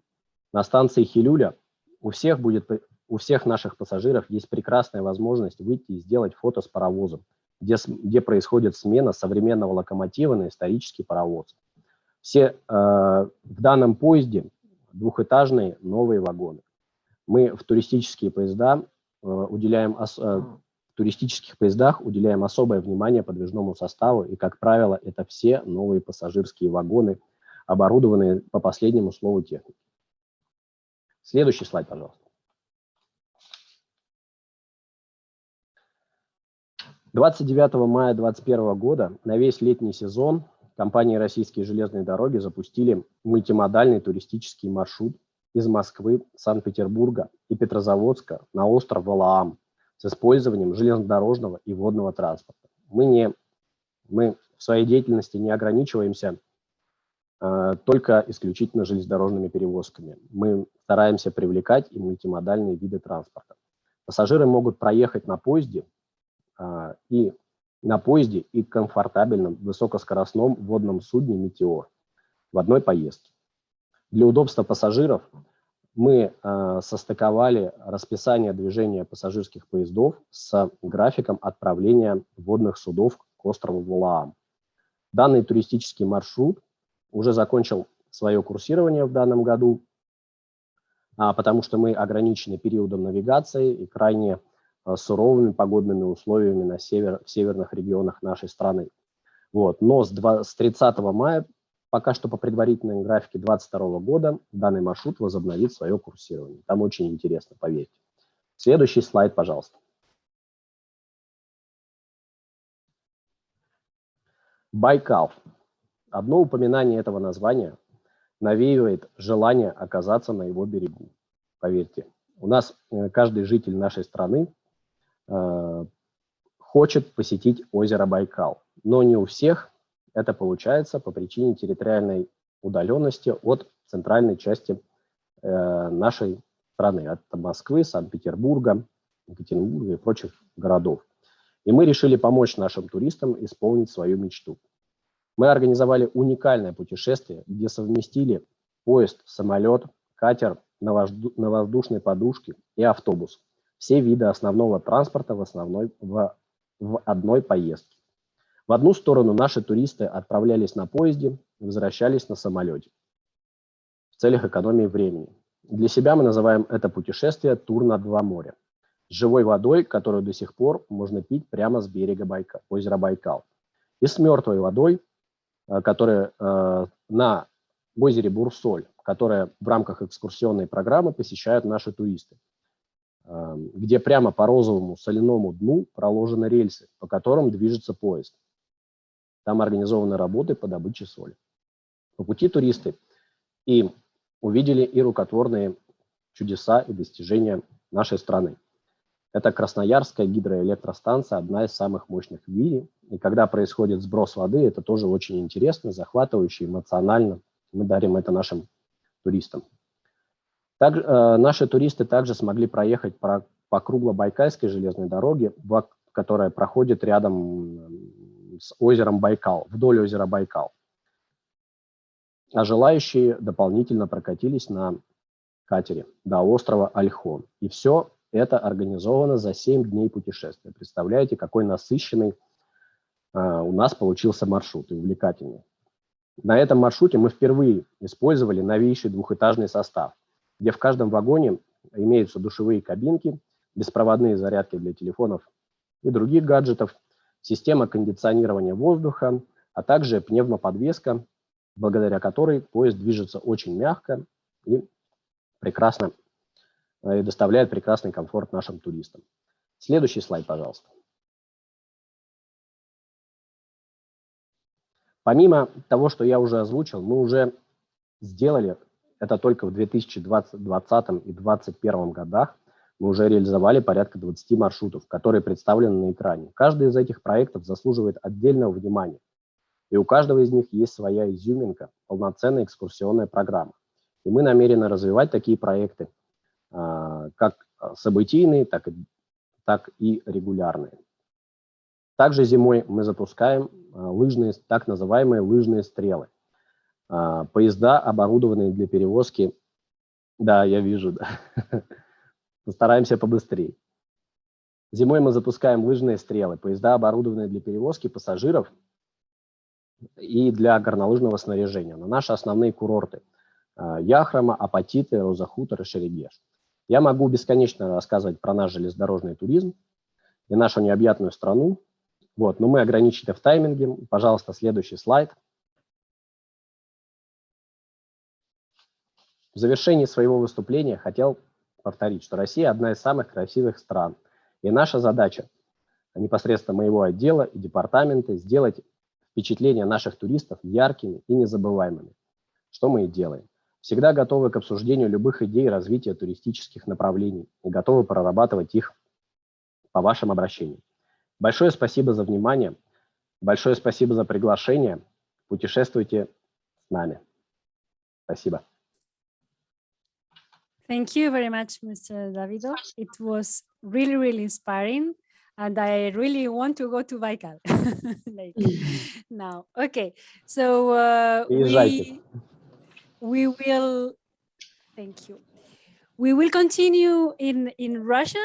So now I'm very glad to pass the floor to Ms. Nikulina, Olga Nikulina, also yes, from it's Russia, me. but from, okay, we can see you now.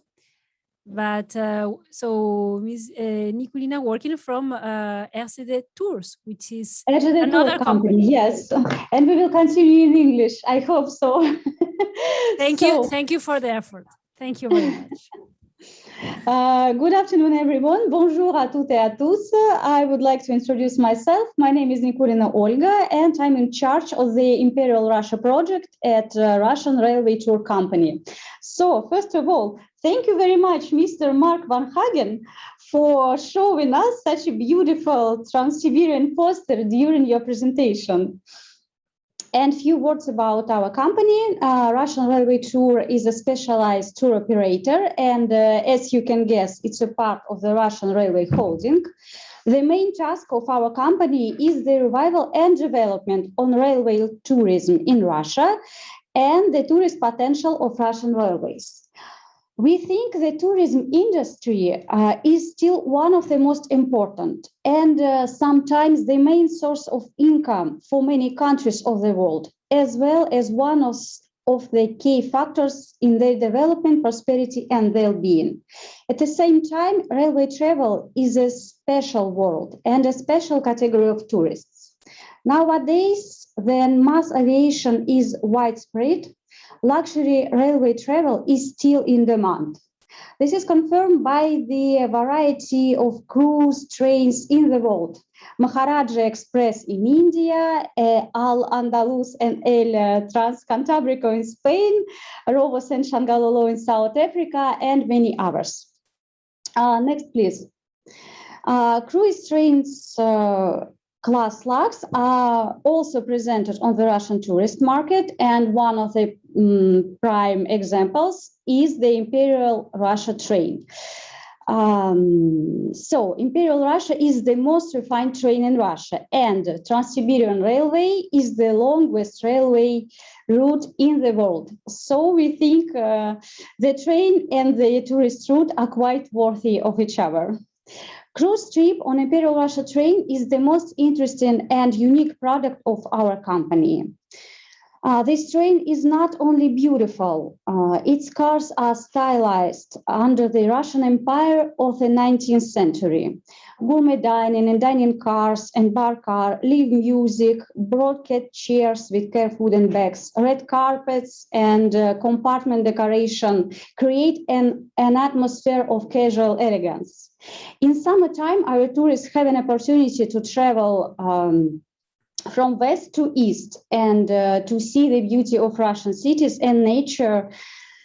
On the road from Moscow to Vladivostok, it takes 14 days and back. Day by day, travelers meet the greatness and wealth of Russia, the variety and at the same time the unity of the history and traditions of our country. Or if they choose the road from Moscow to Beijing, from central Russia through Mongolia to China, it takes 15 days, by the way, and back. Travelers get opportunity not only to see the greatness of our country, but also to feel how the Western civilization, step by step, is giving way to the Eastern color. Next, please. In wintertime, Imperial Russia runs through the northwest of Russia on the road from Moscow to St. Petersburg, Petrozavodsk, Murmansk, Vologda, and back to Moscow. It takes 10 days. Tourists can see the unique landscapes of the Russian north, frozen waterfalls and lakes, cozy streets of the north underneath. Actually, we call St. Petersburg city north underneath. They can plunge into the atmosphere of the tough but insanely beautiful nature of Russia. They can get to know the traditions of the northern people, taste their traditional food, ride reindeers, and see the amazing phenomenon, the Northern Lights.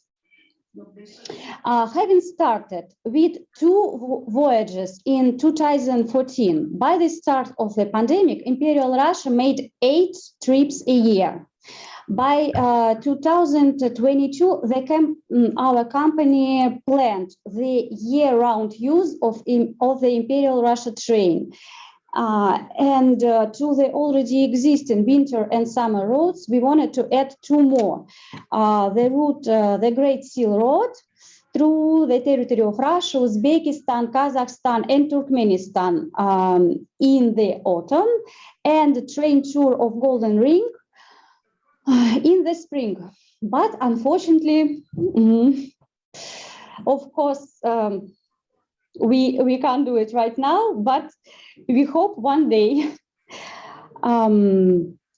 So we did our best to promote the brand in the tourist market of different countries of the world, as well as to increase sales through the development of the international agent network. I should note that the Imperial Russia is the only Russian cruise rail travel project which successfully competes with similar projects of private foreign companies due to a more attractive cost for the customers and with the high quality services. Next, please. In addition to exclusive tours of the Imperial Russia project, RGD Tour offers tourists a wide range of weekend tours as well as unique steam train excursion programs. The first steam train tour the company organized in 2014. The goal of the project was the revival of retro train, propaganda, and preservation of the historical heritage of Russian railways. Next, please. Our steam tours are becoming more and more popular every year. There are more than 65 routes from Moscow, St. Petersburg, etc. And of course, the gem of our collection, Circumbaikal. I should say that we systematically develop new interesting programs and add them to our collection. By the way, last week, our project Revived History Steam Weekend Tours became a finalist of the Russian Geographical Society Award. And we are very proud. So next, please. We are expanding not only the geography, but we also create a more affordable product, following the interest of the modern customers. For example, we offer new cruise tourist trains, and our travelers can visit the north and the south of Russia. Next, please. And of course, the eastern part of our country, Siberia. Moreover, we create a tourist product based on regular railway service. And I should say that this product is very much in demand. Next, please. So to illustrate my words, I would like to show you very quickly our beautiful cars. Next, please. Next, please. So these are cars of Imperial Russia train. Next, please. Next. And next. So you can see the compartment and our famous dining cars. Next, please. And here you can see cars of regular trains. Next, please. And that's all. Thank you very much for your attention.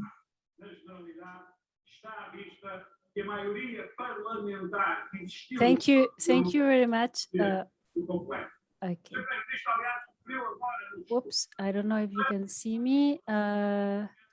Okay, now, thank you very much, Olga. I think it was very concise and very inspiring too. Now we will pass from Russia to the Netherlands. So it's my pleasure to introduce Mr. Niver Jaap, the president of hello. Wait, hello, we cannot see you. Wait a minute.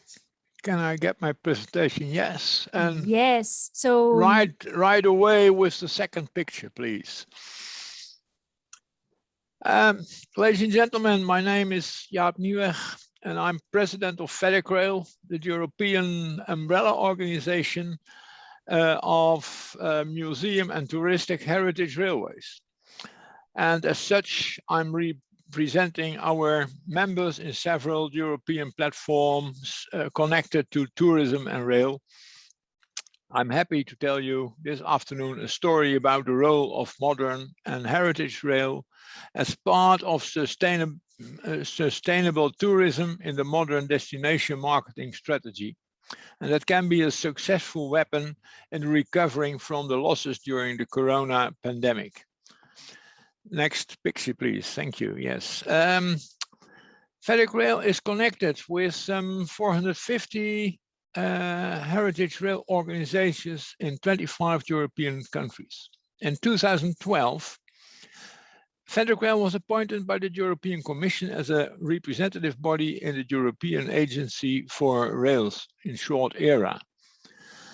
Our members have a very diverse nature. If you want to divide them in several kinds, then here are some examples.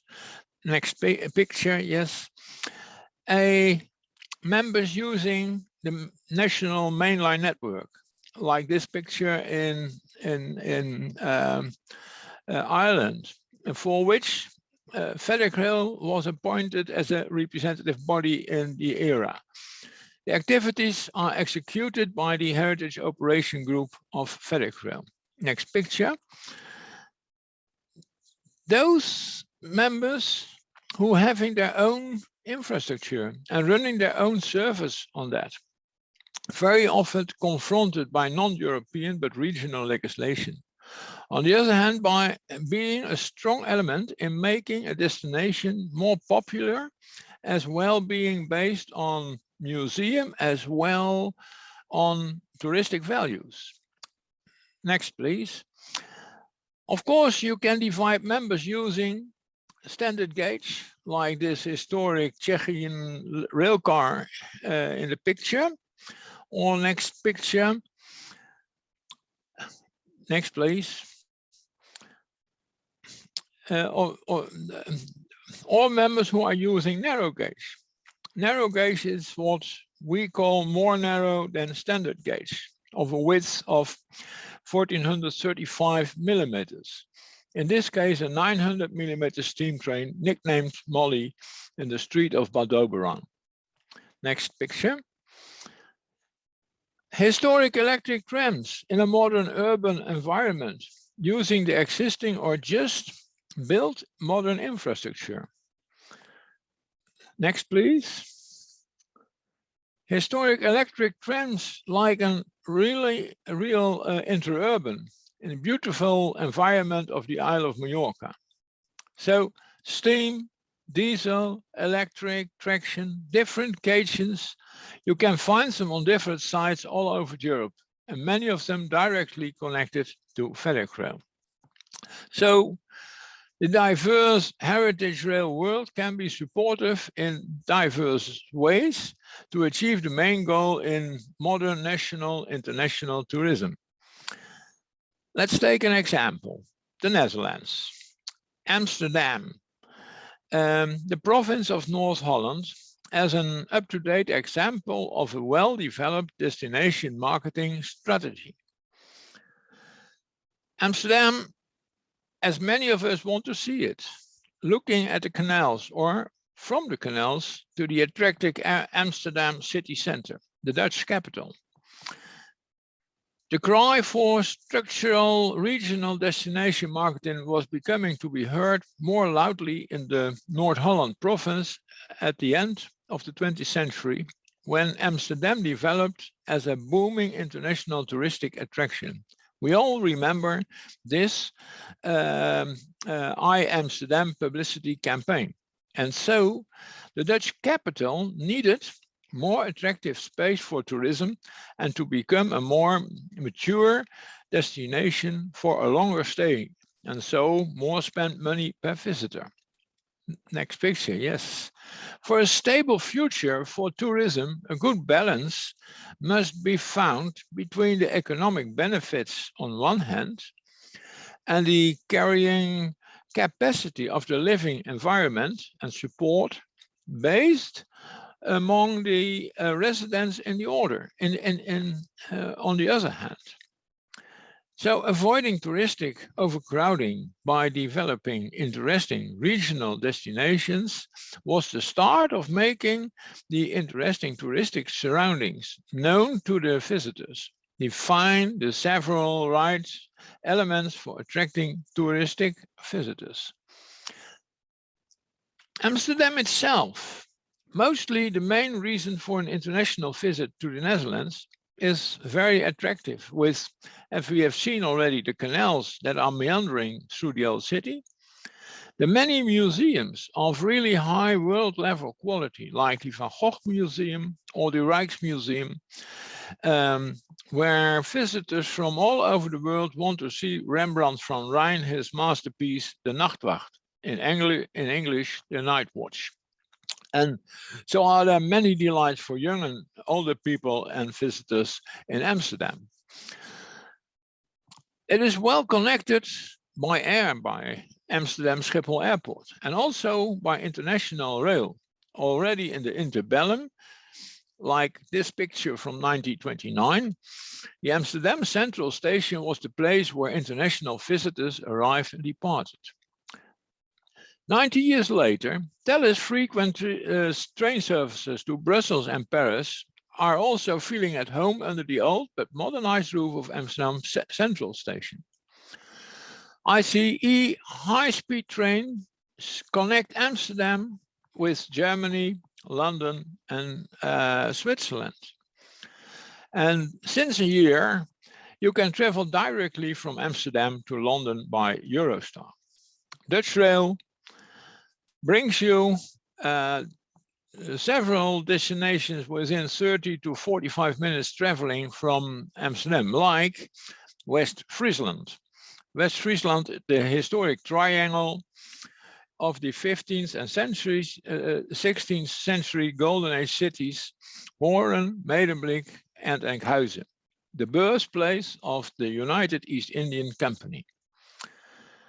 This area, situated some 45 kilometers from north of Amsterdam, became an ideal place for structural destination marketing, not only for the Dutch, but surely also for the international visitors in Amsterdam. Main reasons: 4 trains every hour to Hoorn from Amsterdam, 2 from the city central station, 2 from Schiphol. The route running through wonderful Dutch pasture landscape with cattle, sheep and cows are grazing, and you see the windmills as well. Hoorn is a wonderful monumental city founded in 1453 with an attractive harbor site and also the starting point of the steam train from Hoorn to Medemblik. A registered museum, and as such called the Museum Steam Tram Hoorn-Medemblik. It tells about the light railway opened in 1887 and the 19th century development of the area. That was very much improved by the services the railway offered to passengers and freight. Every village got its own station, like the wonderful Twisk village. Next picture, please. Where 110 years after reopening, the museum steam tram restored the derelict station building with the help of unemployed people, and so partially financed by the European Social Fund. As a result, the station is still nice to be seen, even 100 years later than the picture taken in the beginning. From 1968, the steam tram is running to Medemblik. And Medemblik, where from the waterside front of the station, since 1976, the connecting boat service with a wonderful floating monument, the motor vessel Friesland, starts. On the picture, the own regional summer bus service waits for the boat connection that will arrive in a few minutes. Many visitors of the boat service and the museum steam tram do have time to visit the old town of Medemblik. Next, please.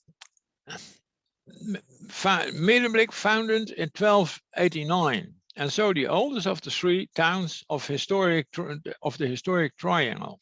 The remains of Radboud Castle, built by Count Floris V, is reminding of this ancient history. And in April and May, the steam tram is running through the blooming tulips of the bulb fields. The connecting boat service is bringing the travelers to Eindhoven, with the first stop in the Zuiderzee Open Air Museum. A wonderful experience about the life before the closing of the sea by a dike in 1932, and so it became a lake called IJsselmeer. Eindhoven got its right as a town in 1356. Before taking the NS train back to Hoorn or Amsterdam, it's a pleasure to walk to this old city with its many monuments and its harbor. The three cities, Hoorn, Medemblik, and Eindhoven. The museum stone tram, the Zuiderzee Museum, the province of North Holland founded the promotional organization Holland Above Amsterdam. In the period 2004-2019, this well-organized cooperation with governmental organizations and NGOs was bringing the triangle organization, steam tram and boat services, a continuous growth from 120 to almost 200,000 travelers. The Heritage Museum Rail Organization invested in restoration of their collection of rolling stock that is of a great cultural value, restoration of the four of their 1887 station buildings, rebuilt their 85 Hoorn railway station to give better service to the visitors, taking over the ownership of the 21-kilometer railway line from Hoorn to Medemblik from Dutch Rail in 2000, taken over the operation of the boat service Medemblik-Enkhuizen from 2002, getting registered as a museum, and as such the organization became beneficial for cultural funds and national cultural lotteries to finance these investments. And in 2015 they started introducing e-ticketing and modernization of the marketing structure. So far, so good. 2019 was the top year, but with this positive development was not to be continued because the outbreak of the corona in spring 2020. Tourism in the Netherlands shrinked in 2020 with 63% compared with 2019. The complete international touristic visits were more or less brought back to zero. Can I have here the next picture, please? Museums, theaters and attractions parks were closed during so-called lockdowns. And when reopened, all the museums had to be reorganized in 1.5 meter scale and time locks to receive their visitors, in downgrading the capacity to some 35 of the normal visitors' capacity during opening hours. And with an extremely negative influence on the financial income. However, the governmental substitution made surviving possible, and this continued until October the 1st in 2021. The public transport saw a loss of some 90% of their travelers, partially because many people, the ordinary users, had to work online from home, and the government wanted to see those who had to work in the corona frontline as a priority traveler. Dutch Rail NS expects that the level of users will come to the 2019 level somewhere in 2025. They warn that there will be a change in travel behavior caused by continuing use of online work from home, growth and popularity of the private transport by car and electric bike. For the international traveling, and especially traveling of tourists, you can say that there is a great uncertainty about the speed and volume of the possible recovery. The only situation we used to recovering after SARS illness that took about 4 years of reinstating the pre-war SARS levels. Can I have the next picture, please? But it is important that we at least looking at models to build new growth, and based on a new reality when known. Perhaps even more in balance with an overwhelming rebirth of the tourist market on the long term, and the carrying capacity of the living environment and the support base among the residents of the attractive tourist spot.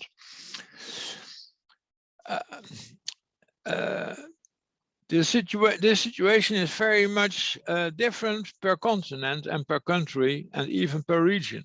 Fedecrail, as the European umbrella organization of the heritage and tourist railways, sees these differences all over Europe. Our contribution to reorder the world of tourism in a further developed sustainable form could be an attractive visit for the rail travelers and arouse enthusiasm to use rail transport to our heritage railways all over Europe. Conclusion can be that structured form of destination marketing can bring the modern railway and the heritage railways in a more collegial interest of producing models that brings mutual profit in achieving financial as well as sustainability progress. It is some 2.5 years ago that Fedecrail celebrated her 25th anniversary. And on that special day, in April 2019, we went up the Brocken Mountain with a special steam train of the Hartse Schmalspoelbaan to catch the first glances of the sunlight for the next 25 years at 6:10 in the morning, very early so. So those who were there promised, and that tells about something about a trust for the future, promised to come back in 25 years' time. I thank you for your attention.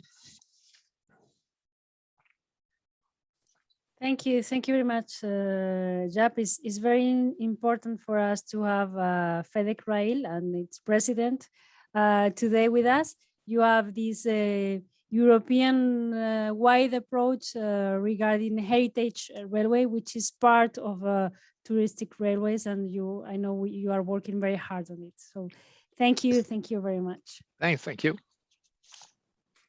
And now, last but not least, I'm very happy to give the floor to Mr. Maël Garrec.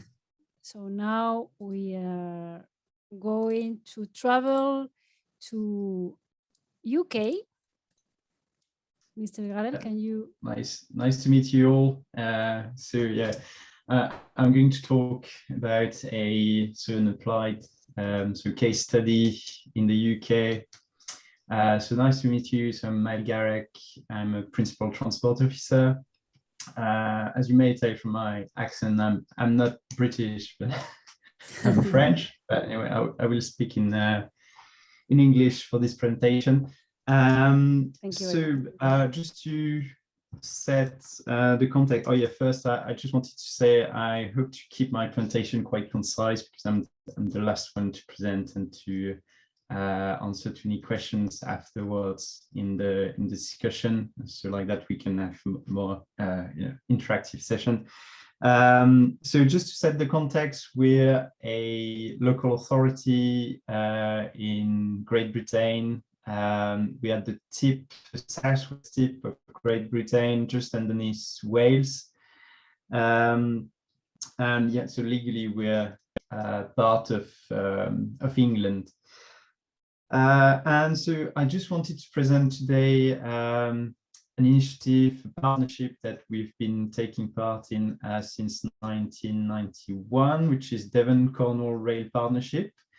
So Devon Cornell Rail Partnership is a partnership formed of local authorities, so Cornell Council, so my regional local authority, of which I am a transport officer, and also our neighbors, so Plymouth City Council, Devon County Council.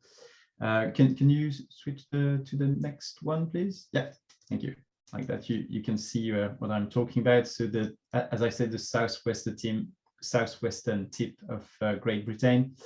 And our last partner, which is the University of Plymouth, which does quite a lot in terms of community engagement and most importantly, impact assessments and research in terms of tourism. So our aim is very much supporting the communities and supporting tourism around rail, and we support mostly 9 branch lines across both our regions of Cornwall and Devon. So the Atlantic Coast one, Lou Valley, Maritime Line, St. Ives Bay, Tamar Valley, all really scenic and beautiful lines. But as you can see, so there's this main line going from Penzance to London via Plymouth and Exeter.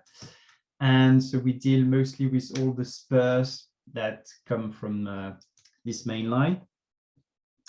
So the University of Plymouth is hosting the whole group, the staff, and the headquarters of Devon Cornell Rail Partnership. So next one, please. Thank you. And so the main objectives of the rail partnerships are connecting people with jobs, leisure, and retail opportunities, working with the train operating companies. So in our case, GWR, so Great Western Railway, which is the main company using the main line and operating all the branch lines. We use also the branch lines to support housing development because we have a housing crisis right now, and we are trying to build more and more houses in the region through developing new stations or redeveloping old stations. There's a huge objective here, which is reducing greenhouse gas, so GHG, greenhouse gas emissions, congestion and parking problem, or for example, our regional authorities, so Cornell Council declared the climate emergency in 2019. So this is very, very important for us. This is quite central to our action. And I will just explain afterwards why in relation with tourism. So there's a strong aspect also that we are developing more and more, which is the mental and physical health of passengers, promoting active lifestyle and access to green and blue spaces. So access to green and blue spaces is something that a number of our research, so our laboratories in our local universities have been working on a lot. So with And so basically this research shows us that getting access to outdoors, to the countryside or to the coast is very, very important for people in terms of mental and physical health, healthcare and well-being. So it's very important, for example, to see the sea once in a while for people, to have a good mental health. There's a lot of research going on this, and this is obviously important for tourists who are looking for landscapes and all the benefits they can get from landscapes in terms of mood and physical health. So improving the appearance of stations, so that's mostly working with local communities. I will explain later what we do. And directly supporting local businesses through our collaborations. So that's promoting local businesses and local amenities for tourism mostly. So yeah, can we switch to the next one, please? Yeah. So what do we do in terms of actions? So first of all, DCRP mans the main railway website that we've got, which is the Great Scenic Railways website, which has, I must say, a strong emphasis on landscapes, because that's really the outdoors that we're going to sell to the tourists here. But also a lot of community activities and obviously resorts and anything of touristic importance. They run all the social media campaigns, so we don't do that as regional local authorities. We just delegate all of that to DCRP, which is doing it a lot better than we do, because we have a lot to do already in terms of communications with our own residents. So that's really great. Like that, the rail operating companies have also one single organization to deal with to promote all their routes. So I will show you later, but we basically will run a lot of Facebook campaigns, YouTube campaigns, Instagram campaigns. We encourage also the use of public transport for rail for the residents and as well for rail tourism. So for residents, usually it will go through campaigns with local schools, for example, to encourage children to take the rail as part of their daily school trips, and schools to move around by rail to make local classes discover their region by rail and public transport as much as possible. And for rail tourism, so as I said, a lot of online campaigns, leaflets and information on site. We offer also local information useful for tourists, so all which is connected to the rail and stations, so walks, ticket deals, season tickets. For example, we created with TWR a season ticket to allow people to take the rail during, I think, an entire week across Cornwall for a single across Cornwall and Devon, sorry, for a single fee. And we also run specific campaigns such as Relay Trails or Munchtime Express. So Munchtime Express is inviting cooks from specific restaurants to do some degustations on board trains. So on board the short spurs I show you, so the branch lines. Or so so we work also with the campaign for Real Ale, which is a campaign to save local pubs which are really, really important in terms of catering on site for tourists, but also as community hubs. And basically, if you visit a certain number of pubs on each branch line, you get a free T-shirt from the camera campaign, from the campaign for Relail. And we advertise all these local pubs along the way to incite people to visit all these communities and discover them basically from the pubs. We also work, as I said, with local groups, so friends of stations, to improve the station surroundings and the landscape around the stations. So in a certain number of cases, we've improved stations by turning them into the stations from the 1930s or the 1960s. So with old paint schemes and old infrastructure being all retrofitted like they were a few decades ago, especially in looks that were prevalent in the steam train age. So operations like that to play on the touristic nostalgia.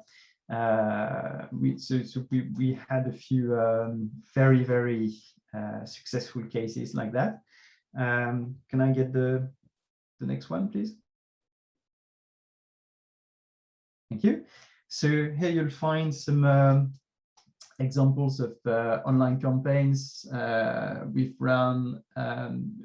As you can see, we take advantage a lot of the local landscape because we have quite a wealth in terms of coastal branch lines and old infrastructure that is really scenic. So we have worked a lot with local companies to make short films and post them online to promote rail as a sustainable way to discover specific landscapes. For example, the St. Ives branch rail, which is the central one between these three pictures. So this specific railway allows you to discover a specific landscape that you cannot see from anywhere else. So the road doesn't take this specific way, so you cannot see this landscape unless you take the train. So we promote this kind of cases to encourage people to take the train and drop their cars. This has a very, very environmental, well, there is a strong environmental incentive, let's say, to support that also in Devon and Cornell. As you may have seen at the start, we are peninsula, so we don't, we're kind of a dead end in terms of roads. So we have a lot of people, a lot of tourists coming by roads to this peninsula, and we are quite constrained in terms of space. So in the summer, you can get traffic peaks up to 25 or 50% in the worst years. And there is a strong incentive for us to encourage a lot of people to drop the car and travel by train as much as possible to the local attractions. So this kind of campaigns hopefully encourage people to do that. And can I get the next one? Thank you. So yeah, so in terms of impact, so we're pretty sure that not all of the positive impact on our branch lines is due to DCRP, but quite a lot of it is potentially here. So we have experienced, so I'm just double checking my figures here. So yeah, well, DCRP has helped us a lot to redevelop the branch lines. So a lot of these branch lines, starting from the 80s or the 90s, had been downgraded by previous cuts to single tracks, often at poor access from the main line. We had a lot of issues like that to redevelop these branch lines. And DCRP really made the case with the local communities so Network Rail, which is the infrastructure manager in the UK, and GWR, so the train operating company, to reopen some of these branch lines a lot more, so extending the timetables, opening on Sundays and weekends, which wasn't the case for a lot of these branch lines. As you may see here as well, we managed to get some more investment on these branch lines and to have a very healthy growth. So for example, on the maritime branch line, we experienced a 206% traffic compared to the early, so to 2009, sorry, in 2019. And we had also a really good, and we had also really good figures in 2020 despite COVID. So yeah, in terms of exposure, the website is also really really important for us, with 55,000 website visitors in the last 12 months. So we hope to make a lot more the case for these branch lines and encourage people to continue visiting our area by train and to drop the car, which, as previous speakers have said, is really important. Because COVID has made people look for cars or private vehicles instead, as their preferred vehicles to come on vacations. So yeah, I'll stay there and cut my presentation short. But basically, that's what I wanted to present. Oh yeah, just last word about also connected projects. As the previous speaker said, this is also connected to other modes. So we are connecting all of this dynamics with projects like Experience, for example, where we accessed roughly €1 million to build new cycling infrastructure and connected that to the station. On a branch line in Penzance. So that's, just to give you an idea, that's the equivalent of Mont Saint-Michel, so Mont Saint-Michel in France. So that's the UK Mont Saint-Michel here. So it's really a touristic hotspot, and we are developing a new cycling trail here connected with the rail routes to hope and attract people that want to experience tourism and landscapes in a more environmentally friendly way. Thank you. Thank you very much. I've put the contact of my colleagues from the University of Plymouth also, if you want to contact them about this initiative. So Richard Birmingham, as you can see here. Great. Thank you. Thank you very much for all this information from UK.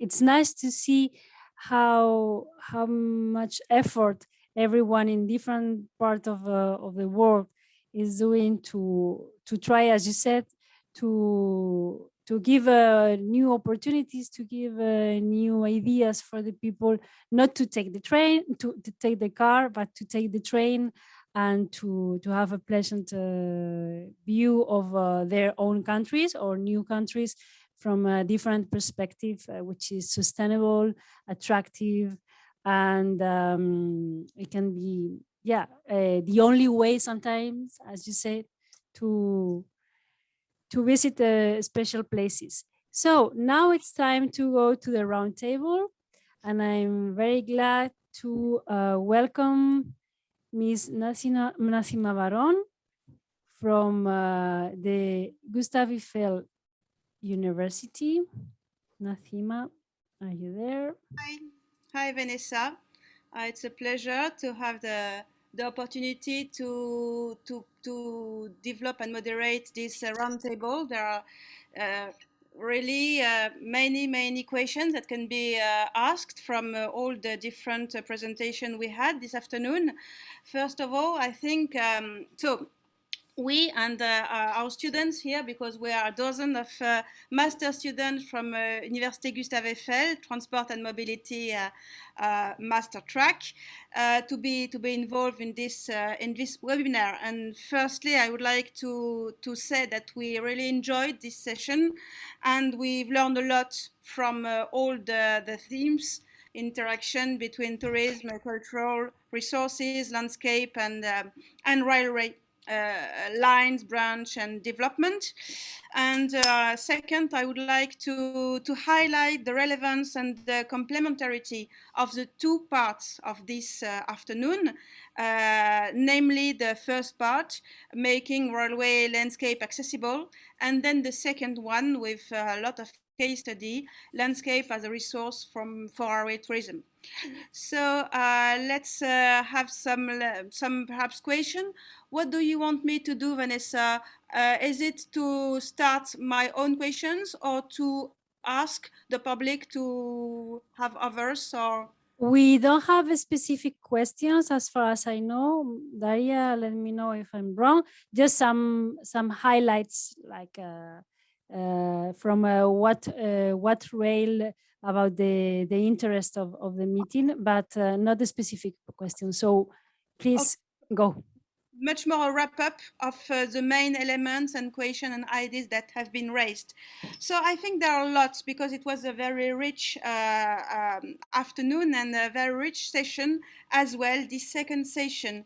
Perhaps 6 main points, but presenting the 6 main points, I propose perhaps to one of the presentations that have been done, and the panelists to react and perhaps to answer or raise other elements. So first, I think that this session has given us the possibility and the capacity to envision the potential of the natural and cultural, as well as the material and immaterial resources that are the main elements for the renewal of tourism or train tourism in the future.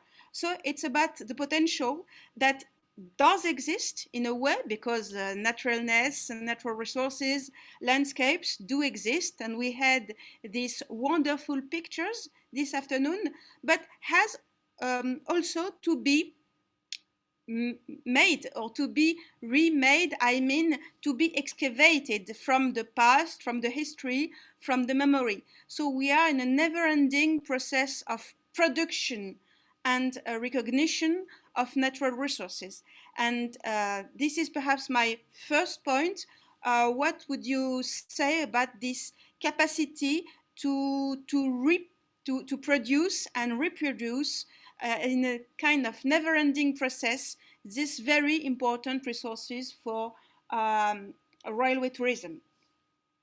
The second element concerns the necessity of the coordination, cooperation between many different types of entities, bodies, disciplinaries, in order to achieve this kind of opening of new lines or old lines being refurbished and regenerated. And concerning this coordination, how do you see the role of railway companies, railway authorities, and territorial authorities, national tourism bodies, as well as local tourism bodies? Concerning the third element is perhaps more on the scale approach or the special approach. Some of these presentations showed very local destination points that can be put in the light, in a new light, in order to become products and to become destinations for rail tourism.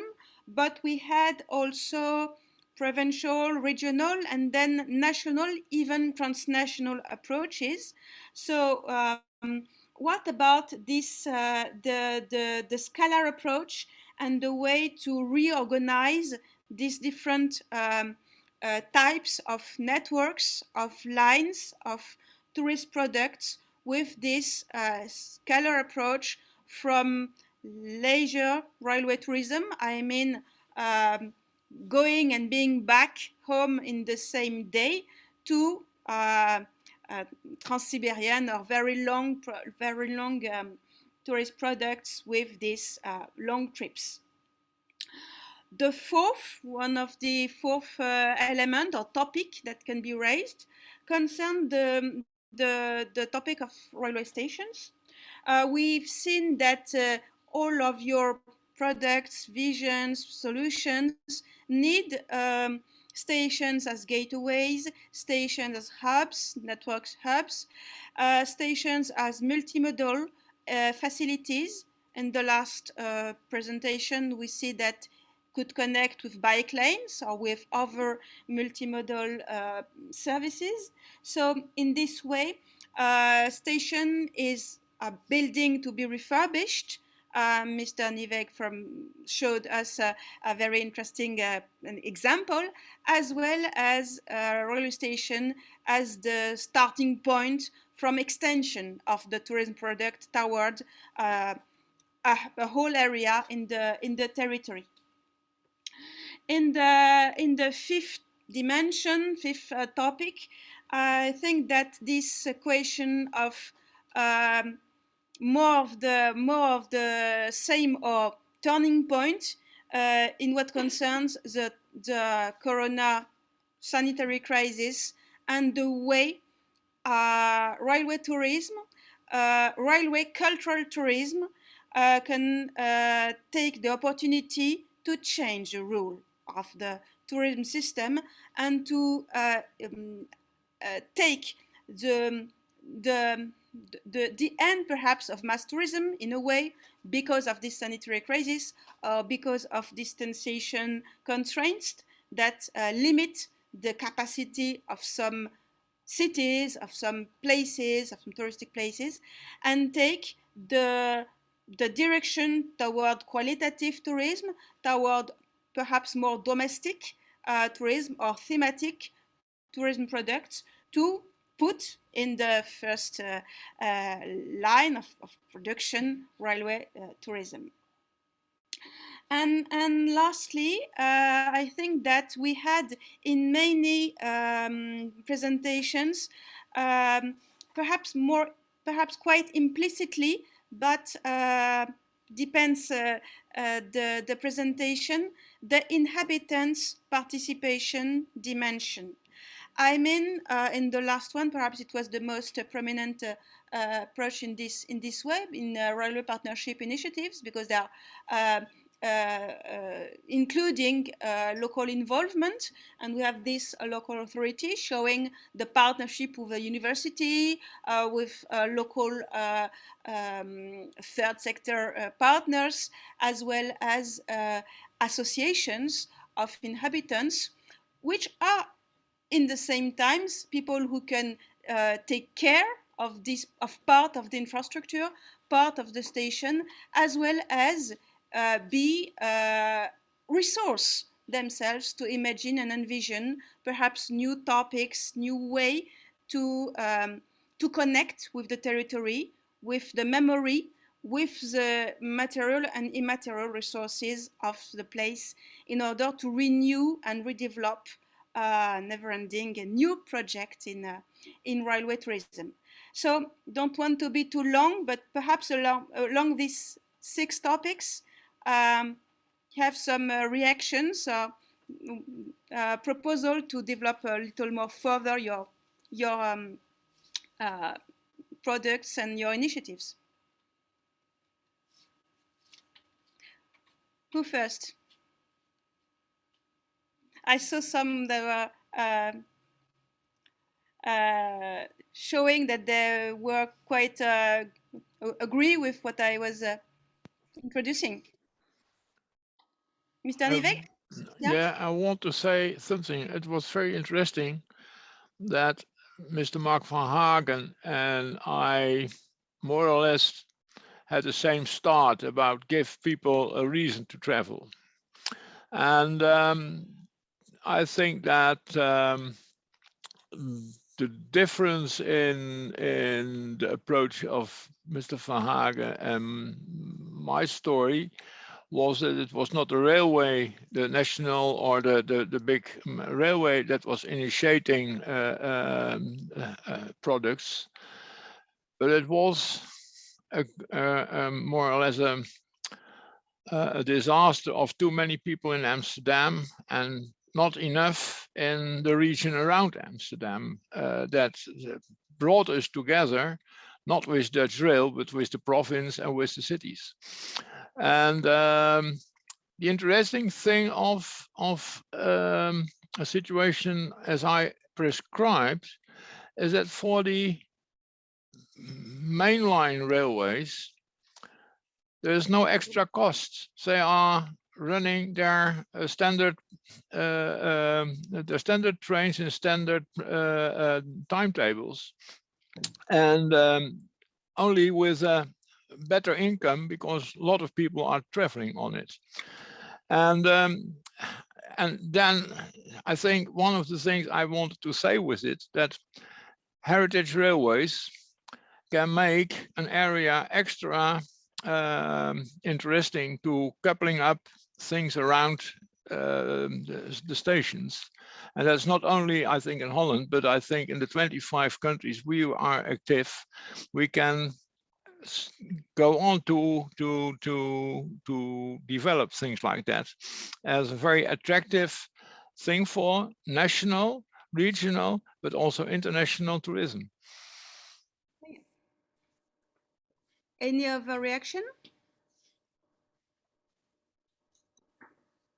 Yeah, just wanted to say on the second point that on our part, I think not all of these organizations are focusing on the same aspects of this, but on our side, I'd say that tourism is really, really important for us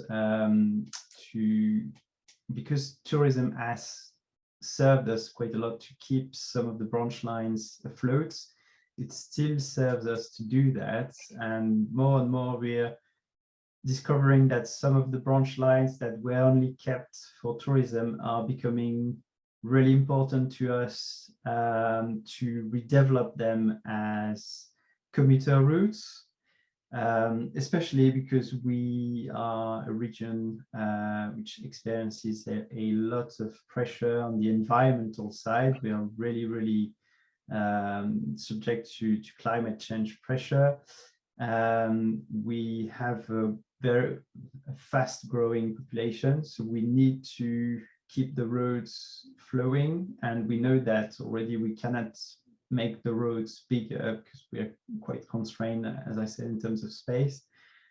So more and more I see projects that wouldn't have flown just a couple of years ago that are becoming live now in terms of redeveloping entirely routes that were either like small spurs dedicated to tourism, or even, as you said, so yeah, heritage railways, but now are being reconsidered as viable routes. And so tourism is really important for us because in the peak season, we need as many tourists to be on the train to avoid having congestion, but also on the more long term to keep this rail and infrastructure being funded and maintained, and to keep all options open in terms of how to manage our infrastructure and redevelop it in the future. Mm-hmm.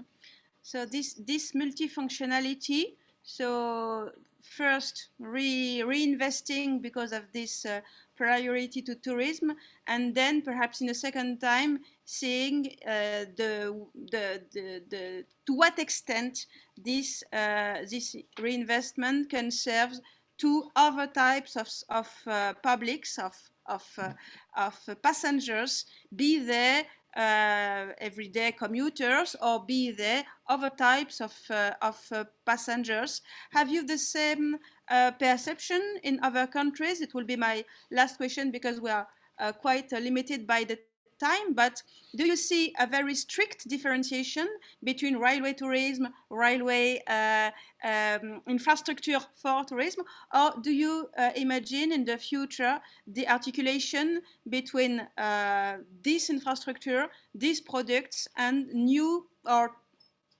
just several type of passenger use of this infrastructure and products? Maybe I might say something about that. During COVID, we have seen that people more and more work from home and are planning to stay working at home after COVID. So 2-3 days they come to the workplace and stay at home. So what we used to have is a lot of people traveling during the week in rush hours that will fade away. The only problem is that they want to travel on Tuesday and Thursday as the most important days. So that's a problem we have to tackle. At the same time, that means that there is a lot of room on the tracks on the other days, and tourism is a good example. And I think a necessity to attract more leisure travel to keep the system alive at the end of the day. So I think it can be a big boost into the future, especially because it's sustainable, especially because trains arrive in the city centers where the touristic places and the historic places are. So there might be a good opportunity and not to focus too much on the commuters and the businessmen, because they will fade away a bit into the future, I'm afraid. Okay, thank you, Mr. Van Hagen. Vanessa, what's about my time schedule?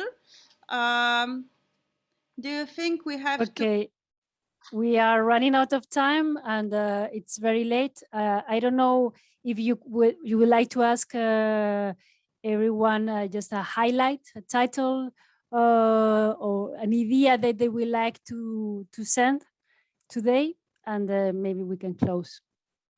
So perhaps a one-sentence conclusion for each of you, and the roundtable, perhaps especially from Russia and Iran, that because we didn't hear you since now in the roundtable.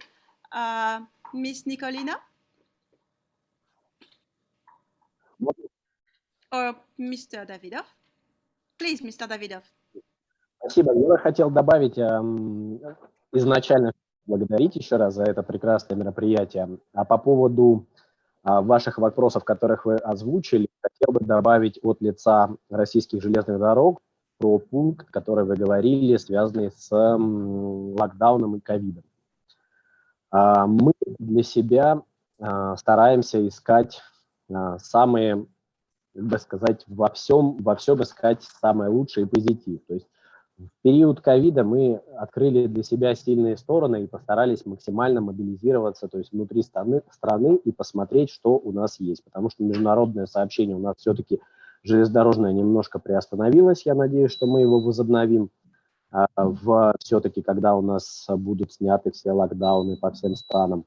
Вот. А толчок для развития железнодорожного туризма внутри страны России, он был непосредственно сформирован у нас из-за масштабных ограничений. Мы посмотрели на инфраструктуру, которая у нас имеется, которая начали активно анализировать регионы нашей страны, где есть что показать, и максимально привлечь инвестиции в строительство новых объектов железнодорожного транспорта, в подвижной состав наш. И мы постараемся к снятию локдауна максимально привлечь наших коллег, наших соседей из Европы и со всех стран, которые нас сейчас слышат, чтобы вы посетили нашу Россию уже на готовую инфраструктуру, которую мы сейчас для вас делаем, экскурсионную программу. У нас для всех туристических поездов введены особые стандарты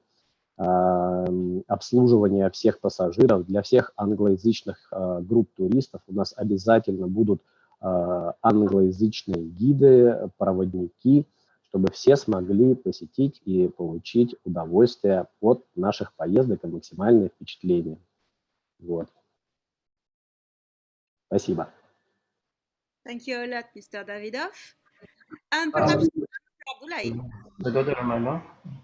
I agree with Mr. Davidov, and I just would like to say that the pandemic is not an absolute evil, because due to the pandemic, many Russian people started to discover their own country. My colleagues and I, we are accompanying our trains, and we can say that almost all tourists are very happy to discover their own country. Thank you. Mr. Yes, please. Yeah. Devon, please. Okay. Also, I want to say that I'm agree with your idea about the expansion of the tourism train from local to regional and also continental. And also after post COVID-19, we hope to have such tourist trains from Turkey border point to Europe and from also Central Asian countries to Russia and via there to north of Europe. So we welcome all tourists from Europe and around the world to Iran. Thank you very much. And also I want to add that in Iran we have experienced that the excursion tour, much more people welcome the excursion tour, which will be only one day to have a weekend and holiday trips, and we organize such trips weekly. Okay, thank you very much. Thank you. Thank you, Mr. Abdullahi.